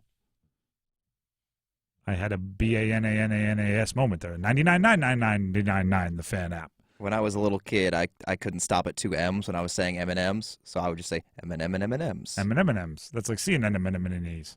Either way, jumping back into this game, I do think it's important to say, and I know that people will get mad that I do it, but I am one of my crusades in sports media is it's a 2-word like mantra. Appreciate greatness. Okay? Don't be so caught up in your fandom that you miss out on a story that you might want to tell your grandkids one day. Canes are playing Sidney Crosby. He's one of them ones, okay? You want to beat him. Don't get me wrong. You want to beat him. You want to beat him badly. You want Alexander Nikishin to have the story of when he picked Sidney Crosby's pocket and it led to a goal on the other side. But appreciate what he is and who he is and what he's done. And it does raise the stakes of the games that you play against him, right? And that's true for every kind of like inner circle Hall of Famer in sports, okay? What I see, I saw Logan Ryan, I think it was. Logan Ryan, the old defensive back, right, with Aaron Rodgers' career kind of coming to a close. Logan Ryan was like, I think I've picked off all the greats in my generation. And he had like an interception on Brady, an interception on Rodgers, an interception on Peyton. And it was just like, dude, that's awesome. Like, good for you. Don't treat those like the interceptions you got off, I don't want to, Drew Stanton, right? Like Chad Henne. Yeah, no disrespect to those guys, but it's not the same. So when you're playing the Penguins, part of what you have to address is Sidney Crosby has the it factor. You know what I mean? If this one if it's close, you got to know where that guy is. And you want to show, even though, the Canes, I wouldn't say they have no one individually on that level, that you have some it factor on your team as well. Right? That you have somebody that can stare him down. And whether that's a blue liner, whether that's someone that's going to score with him, whether that's someone that's going to battle him in the face-off, like whatever it is, whether it's Brandon Bussey. Think about Brandon Bussey right now. What was it, 3 months ago? He was being passed around on waivers as an AHL goalie, had never even appeared in the NHL. I think we're getting Freddie Anderson tonight, but if you had the opportunity to go in there and play against Sidney Crosby and stop shots from Sidney Crosby, that's awesome. Or think about what was it? What is it called? Face Off, the Amazon show that did the Jarvis episode. Jarvis didn't want the cameras going into his childhood bedroom because it still had the life-size poster of Sidney Crosby on his door. Like, take that in. It's cool. Then, ready for this? Win the gosh darn game, right? That's the second part of it is win the gosh darn game. And the Canes have, for most of the season, I would say, with a few hiccups, done a really good job of settling all of that and trying to focus back in, right? Obviously, the little road trip through Florida wasn't great. Obviously, a few early in the seasons weren't great. But for the most part, they've done a really good job of allowing themselves to handle everything emotionally when they've had them, revenge games, right? Like the Brent Burns kind of old school game. Like they've done a really good job of pocketing those across the schedule and doing their best to not let those linger. So Canes at Penguins, go ahead and win the game. And if you're looking for keys to the game, obviously health. Just don't get anyone else hurt. Freddie Anderson in goal. What can you expect from him based on the emotional roller coaster he's been on? Pyotr Kochetkov on IR. Brandon Bussey started yesterday. We would assume Freddie Anderson. I haven't been on social media a ton, so I don't know if anything's been announced, but that's what I would assume. And then find ways to be more aggressive scoring goals.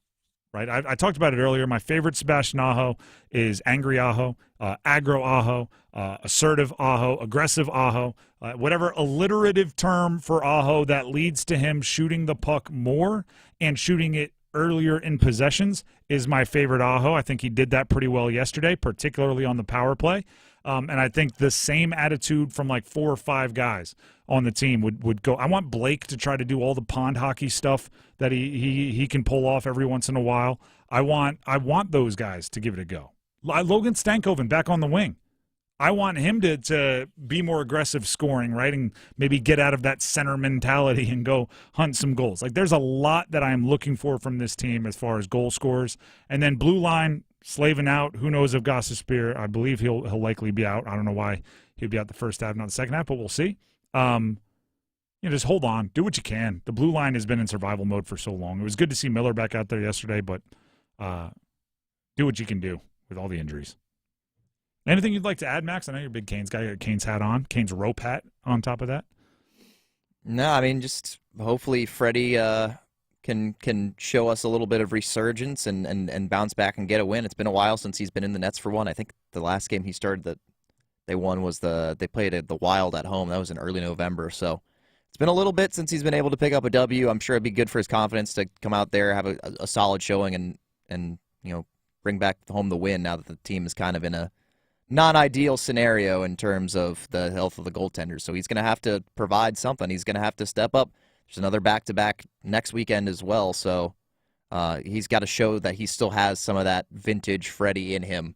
And maybe he just needs his confidence back. So hopefully we can see one kind of bounce back. He'll have a good performance, and they'll come back with a win, and things will all be rosy, and they won't have to worry about potentially like reaching out to a retired Marc-Andre Fleury and being like, hey, do you want to come back and play? That's what some people are kicking around online right now, but I don't know if that'd be much better. So hopefully Freddie can just bounce back and start at least looking like a league average goalie. That's all I'm really asking for out of him, because Bussey is going to be the, for lack of a better term, the bus driver for this team. So I see what you did there.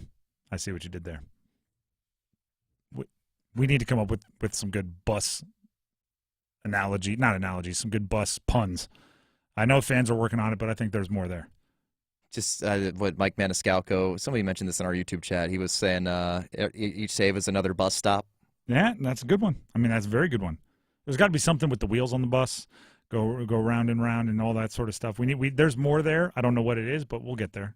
Something with the movie Speed with Keanu Reeves and Sandra Bullock. There's stuff to work with. We'll figure it out. The Drive with Tim Donnelly, 99.9 The Fan. When we come back, Pro Football Hall of Fame finalists have been announced. Who needs to get in? I'll tell you next.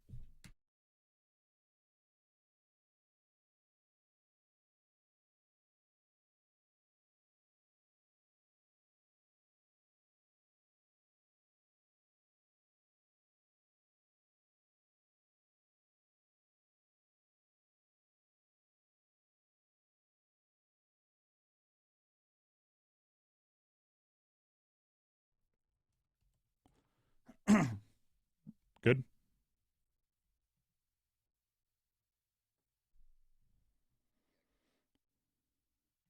The Drive with Tim Donnelly, 99.9 The Fan was earlier. This is Overdrive.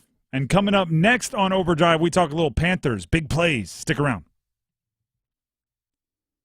That'll do it for us here on Overdrive, and this is the last Overdrive of the new year. So have a wonderful New Year's Eve. We'll see you in the new year. See ya.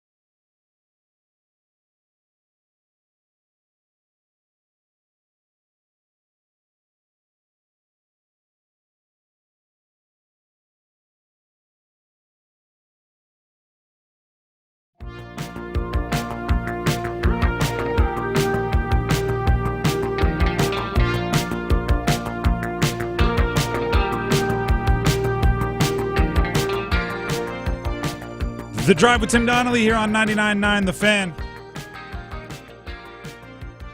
This is our last show of 2025, and I think this is a good year-end conversation to have, because it's about legacy, right? Because it's about looking back, because it's about nostalgia, because it's about honoring those that were great before.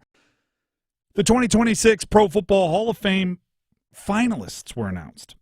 Now they can have up to 5 in the class from the modern player pool, whatever they call it. They announced 15 finalists. I'll read them quickly here, just to give you the full picture. Tackle Willie Anderson, quarterback Drew Brees, guard Jari Evans, wide receiver Larry Fitzgerald, running back Frank Gore, wide receiver Torrey Holt, linebacker Luke Kuechly, Panthers fans, Torrey Holt, obviously NC State fans, quarterback Eli Manning, outside linebacker Terrell Suggs, kicker Adam Vinatieri, wide receiver Reggie Wayne, defensive tackle Kevin Williams, tight end Jason Witten, safety Darren Woodson, and guard Marshall Yanda. Those are the 15 finalists. I do not, first of all, I have very strong opinions on Hall of Fames. I think they matter. Right, a lot of people are like, who cares? I think they matter. I think when you dedicate your life to a sport, the Hall of Fame is the greatest individual achievement, and I think it's one of those things that they can't take away from you. And also, I do think football is the ultimate team sport.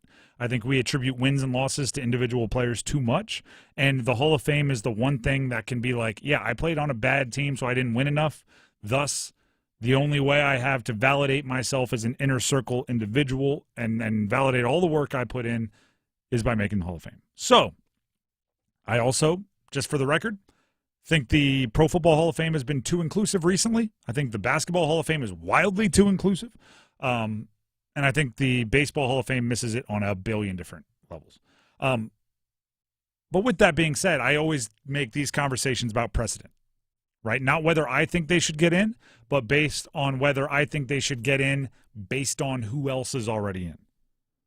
Right? As soon as you let in a Brian Urlacher as a first ballot Hall of Famer, I think a bunch of other linebackers become first ballot Hall of Famers. No disrespect to Brian Urlacher. I think as soon as you let in a Terrell Davis, who had essentially a 3.5-year peak before getting injured and only played for 6 or 7 years, you open the door for a lot of other guys that didn't have long storied longevity in their career. So the precedent has been set. With that being said, there's a few musts in here. Larry Fitzgerald and Drew Brees are getting in regardless. Okay? You argue with a wall. So there's 2 of the potential 5. I think Torrey Holt should get in, but part of the hard thing is, are you going to throw 2 wide receivers in there? It's rare that you're throwing multiple guys at the same position into a same Hall of Fame class. So Reggie Wayne, Torrey Holt, stacked against you. Also, you already have 2 offensive players. Are you going to have 4 offensive players and 1 or no defensive player? That's tough. I think Eli Manning should get in based on the postseason success. Now that he's not the first ballot, I think you've divided him against the more individual statistic and winning quarterbacks. I think Eli Manning should get in. I also, correct me if I'm wrong on this one, Max, I think Adam Vinatieri has to get in.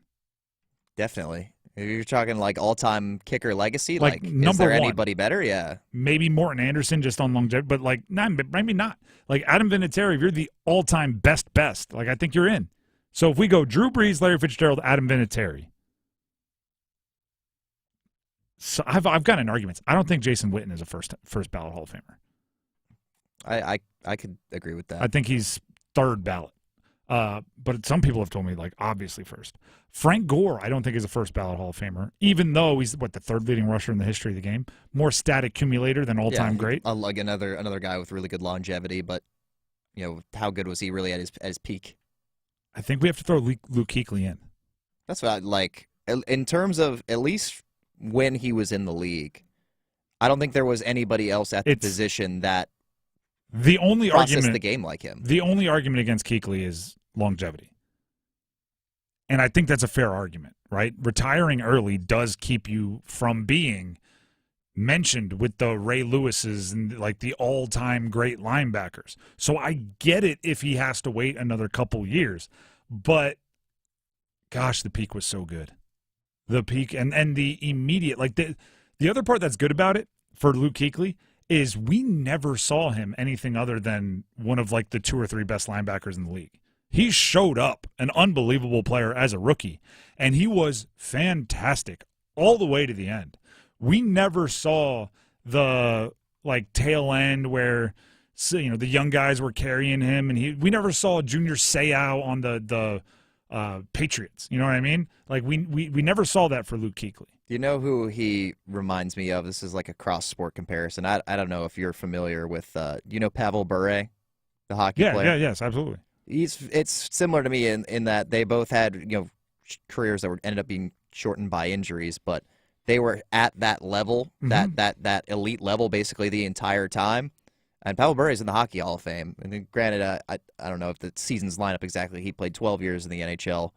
Luke Kuechly was probably just short of that, I assume, right? It was like 2013 or so until about 2021. Yeah, I think it was a 9-year career. But in that time, I mean, he was like Defensive Rookie of the Year. He was All-Pro a bunch of times. Yeah, I got Defensive it right Player here. of the Year. Yeah, AP Defensive Player of the Year in 2013, Defensive Rookie of the Year 2012, 5-time All-Pro, 7-time Pro Bowl. And you'd be hard-pressed to find another linebacker playing at the same time as him that you could definitively say was better. To me, it's going back to President. As soon as you let in Gale Sayers or Terrell Davis or some of these other guys that did not have super long, or even like a Calvin Johnson or a Barry Sanders, whose career didn't go as long as you would expect like a traditional Hall of Famers to go, Luke Kuechly is getting in. To me, the only question, all right, let's get nerdy real quick. We got like a minute or two. I think Hall of Fame should be tiered. I think there should be every Hall of Fame, right, where the statues are, the busts are, should be 5 stories. And with every story you go up, another level of Hall of Fame. And then at the top is, Tom Brady and the all-time greats. At the bottom, you have like the Terrell Davises, the guys that just squeaked in and you're happy they're there, and all the way up. And that'll never happen, by the way, because no one would ever vote for it. No one would ever do it. But the only way we differentiate is by how many years you had to wait. And I get that, right? First ballot Hall of Famer is the only way that when Hall of Famers get together, they can differentiate each other. So once you're not a first ballot Hall of Famer, I think it's good. I think they made Luke Kuechly wait at least a year. Now he's not a first ballot. He's going to get in. Put him in. So Drew Brees, Larry Fitz, Luke Kuechly, Adam Vinatieri, Torrey Holt would be my druthers. I think Torrey Holt might not get in, and also just because that'd be two wide receivers. So maybe they go Jason Witten there. I wouldn't like that, though. Terrell Suggs would get in off of all of his numbers because he has 1 billion sacks, but he's got some off-the-field stuff that I think will hold him back a little bit. The Drive with Tim Donnelly, 99.9 The Fan. If you have other answers there, feel free to let us know. YouTube comments. When we come back, New Year's resolution time. We're going to give New Year's resolutions for some of the local teams that we cover here on The Drive and send them into the new year looking right. Stick around. Adam. I'm Adam Gold, and I'm there. Tim. I'm Tim Donnelly, and I'm there. Dennis. I'm Dennis Cox, and I'm there. Victoria. I'm Victoria Bodenecker, and I'm there. Paul. I'm Paul Eihander, and I'm there too. You'll find them all here on the brand new 99.9 The Fan app. To work, to school, the beach, the mountains, the arena, take The Fan with you wherever you go. Available for Apple iPhone and Android phones. Download the 99.9 The Fan app today. Powered by Aspire Money Management. Taxes was feeling so stuck. Sitting in traffic, squeezing into a parking spot, all to squeeze in getting tax help during your lunch break. Now Taxes is a TurboTax expert who does your taxes for you, while you go about your day getting real-time notifications about their progress and the most money back guaranteed. Now this is Taxes. Intuit TurboTax. See guarantee details at turbotax.com/guarantees. Only available with TurboTax experts. Real-time updates only in iOS mobile app. Here's Brandon with Parkway Sleep Centers. Tired of waiting for a sleep treatment? At other sleep centers, it can take 6 to 8 months just to get an appointment and cost you thousands more. Not Parkway Sleep Health Centers. We schedule you within weeks and we'll save you money too. We have over 20 years of experience serving the Triangle. Let our expert team help you sleep better sooner. End your sleep problems. Live your best life. Experience the Parkway Sleep difference. Visit parkwaysleep.com and start your journey to better sleep today. Parkway Sleep Health Centers. Sound sleep, sound health. At Smith Douglas Homes, we're proud to support our hometown heroes, teachers, healthcare workers, firefighters, and military. As a thank you, receive a $2,500 credit toward your new home purchase. Explore smithdouglas.com. Smith Douglas, where it's your home, your choice within reach. At First Carolina Bank, we pride ourselves on building relationships and doing the day-to-day things in banking extremely well. Experience the First Carolina way for yourself or your business today. Visit firstcarolinabank.com. First Carolina Bank, member FDIC.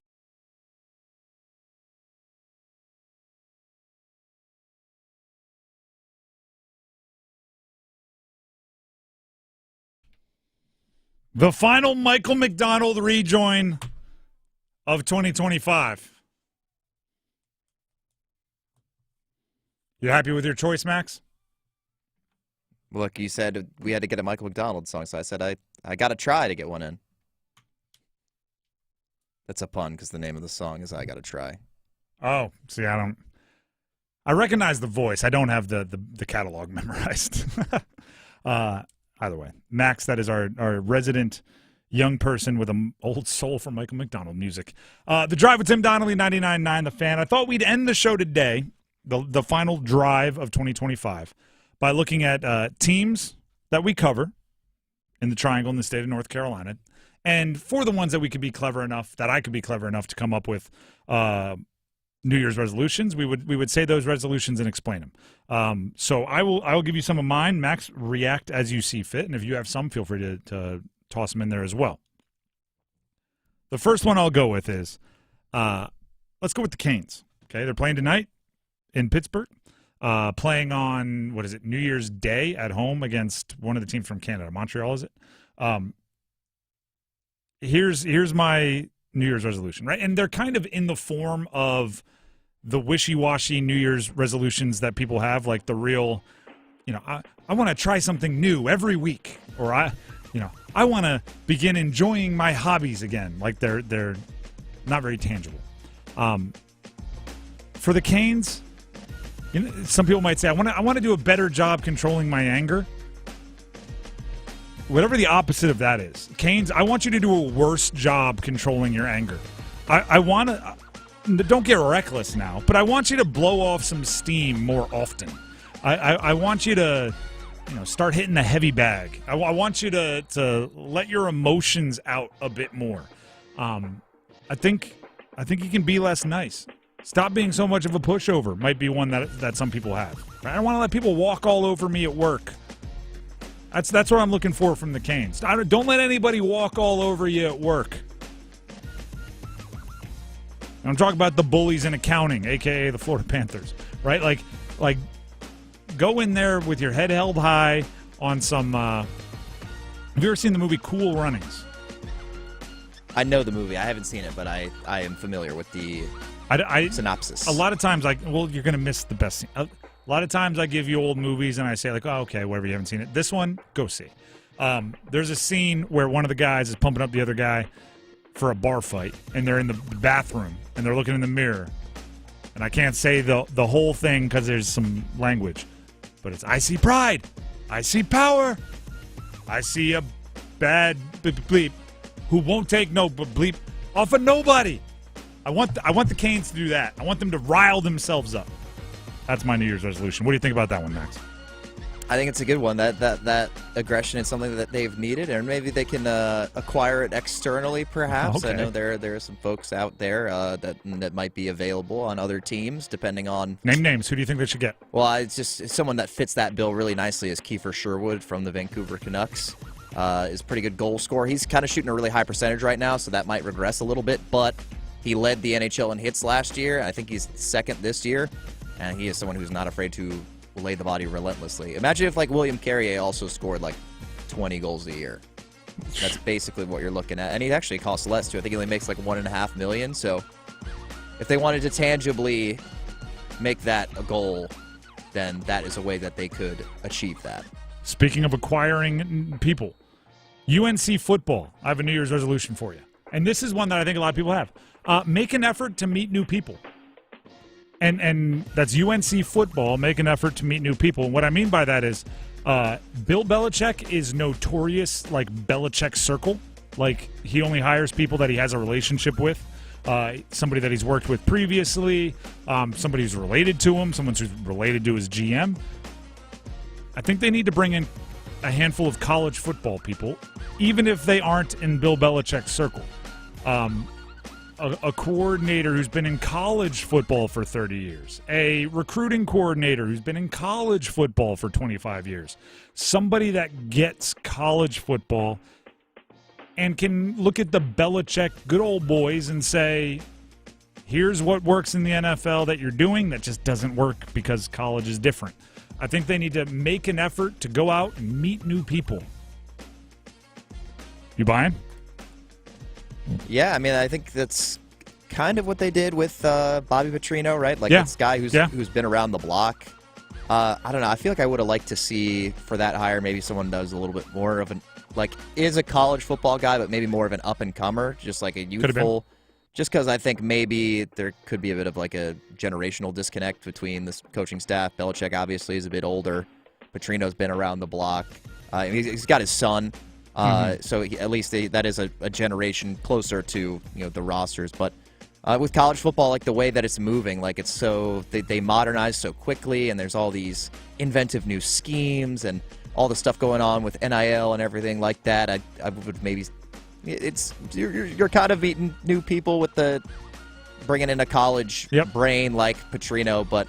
Again, Petrino is a weird example. He's coming from his own category. Exactly. He doesn't really fit the bill perfectly, but it is a good resolution for them because I think if they are, Belichick, they need to get away maybe from the 33rd NFL team kind of stuff and maybe focus on, okay, how do we be a good college team? Because they didn't really beat anybody that held a lot of water this year. So they need to come out and I think establish themselves next season. I think they took the 33rd NFL team too literally. I think it's a good tagline. Like, we're going to be pros. We're going to work like professionals. We're the 33rd. We're going to get you ready for the NFL.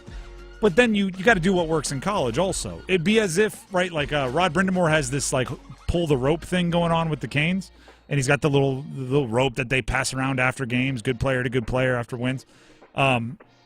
It would be as if he's like, you got to hold the rope, you got to pull the rope, and then they're actually practicing tug of war. It's like, no, it's just a tagline, right? We still got to do the things that make you good at hockey. Do you have any, before I rattle through a few, any resolutions you'd like to call out? I had one for the Hurricanes as well, actually, and it would be focusing on wellness. Maybe if it needs to be supplements, if it needs to be more stretching, hot yoga, some stretches every day when you get out, do some Tai Chi, whatever it takes to avoid the injury list getting any longer. Yeah, that needs to be, especially again for Brandon Bussey specifically. Wrap yourself in bubble wrap. Have somebody drive you around, whatever it takes. We don't want you spraining an ankle or something, tripping on the sidewalk. Just make sure he gets what he needs. Make sure everybody is being real safe because we cannot afford any more injuries. Although I guess if they get injured, they'll call somebody else up. It'll be next man up, and they'll somehow still manage to be first place in the Eastern Conference. So I think they can do that in the regular season. I don't think they can do that in the focus on wellness and recovery as well for everybody that's out, so we can get them back for the playoffs. That's such a modern. I feel like that is a lot of people's New Year's resolution. I want to focus on my wellness. Panthers, Carolina Panthers. New Year's resolution. Believe in yourself. Trust yourself. And your team and your quarterback. Take more chances. I think the defense did a better job against Seattle of taking more chances. They brought some unique pressures. Trevon Merritt got into the backfield. Roseboom got into the backfield. Offense has to find a way to push it downfield, has to find a way to take some more chances. Conservative play calling, I think, will be regretted over the next game and then however long they may or may not get in the postseason. So just, I think taking chances is a legitimate New Year's resolution right now. I want to take a few more risks. I feel like I'm in a rut. That's what I'm thinking of when I look at the Carolina Panthers offense. I think you're in a rut. Force yourself out there. Sign up for a rock climbing class. All right, I've got two more here, both college basketball. We'll go Duke basketball first. Duke basketball, my New Year's resolution is to resist the urge to follow the masses. College basketball is inherently changing. I don't think Duke has to as much, right? It's going away from high school recruiting. It's going to signing these pros from overseas or these former draft picks or going to the transfer portal for all of the veterans. Duke recruits, and we saw it today with the Durham Rippey commitment. They recruit freshmen so well that their freshmen are not like everyone else's freshmen. I think they can continue to do what they've been doing and hunting those top 15 recruits in the country, and they don't have to get as messy with all of the rule changes and everything. They just kind of stick in their lane and handle it. So, it's going to be frustrating when you're going into the postseason in the NCAA tournament and they're facing just like a 24-year-old that's been in the G League for 3 years with a 4-year Big Ten starter that jumped to the Big East for their 5th year, and all of these guy that played alongside Jokic in AC Milan, something I don't know, and they've got a bunch of 19-year-olds, but I still think they can handle it that way. So resisting the urge to follow the masses is my Duke basketball resolution. And then NC State, continue to have the hard conversations. Will Wade continue to just rip the Band-Aid off over and over and over again, talking with and about your team. Brutal honesty seems to be their MO, and I think they should keep that rolling. Any reactions there, Max? Accurate. I think it's accurate. Beautiful. As far as New Year's resolutions for the show, it's the same every single year. I want us to continue. This goes for Max. This goes for Dennis, who's around more often. This goes for the people behind the scenes, social media, promotions, our program director, Paul Ihander, everybody all the way up to the tippy top. I just want us to continue to work on putting out the most entertaining show we can for everybody. I want to take more chances. I want to have the hard conversations. I want to maybe let our anger loose a little bit more. Let our emotions show on air.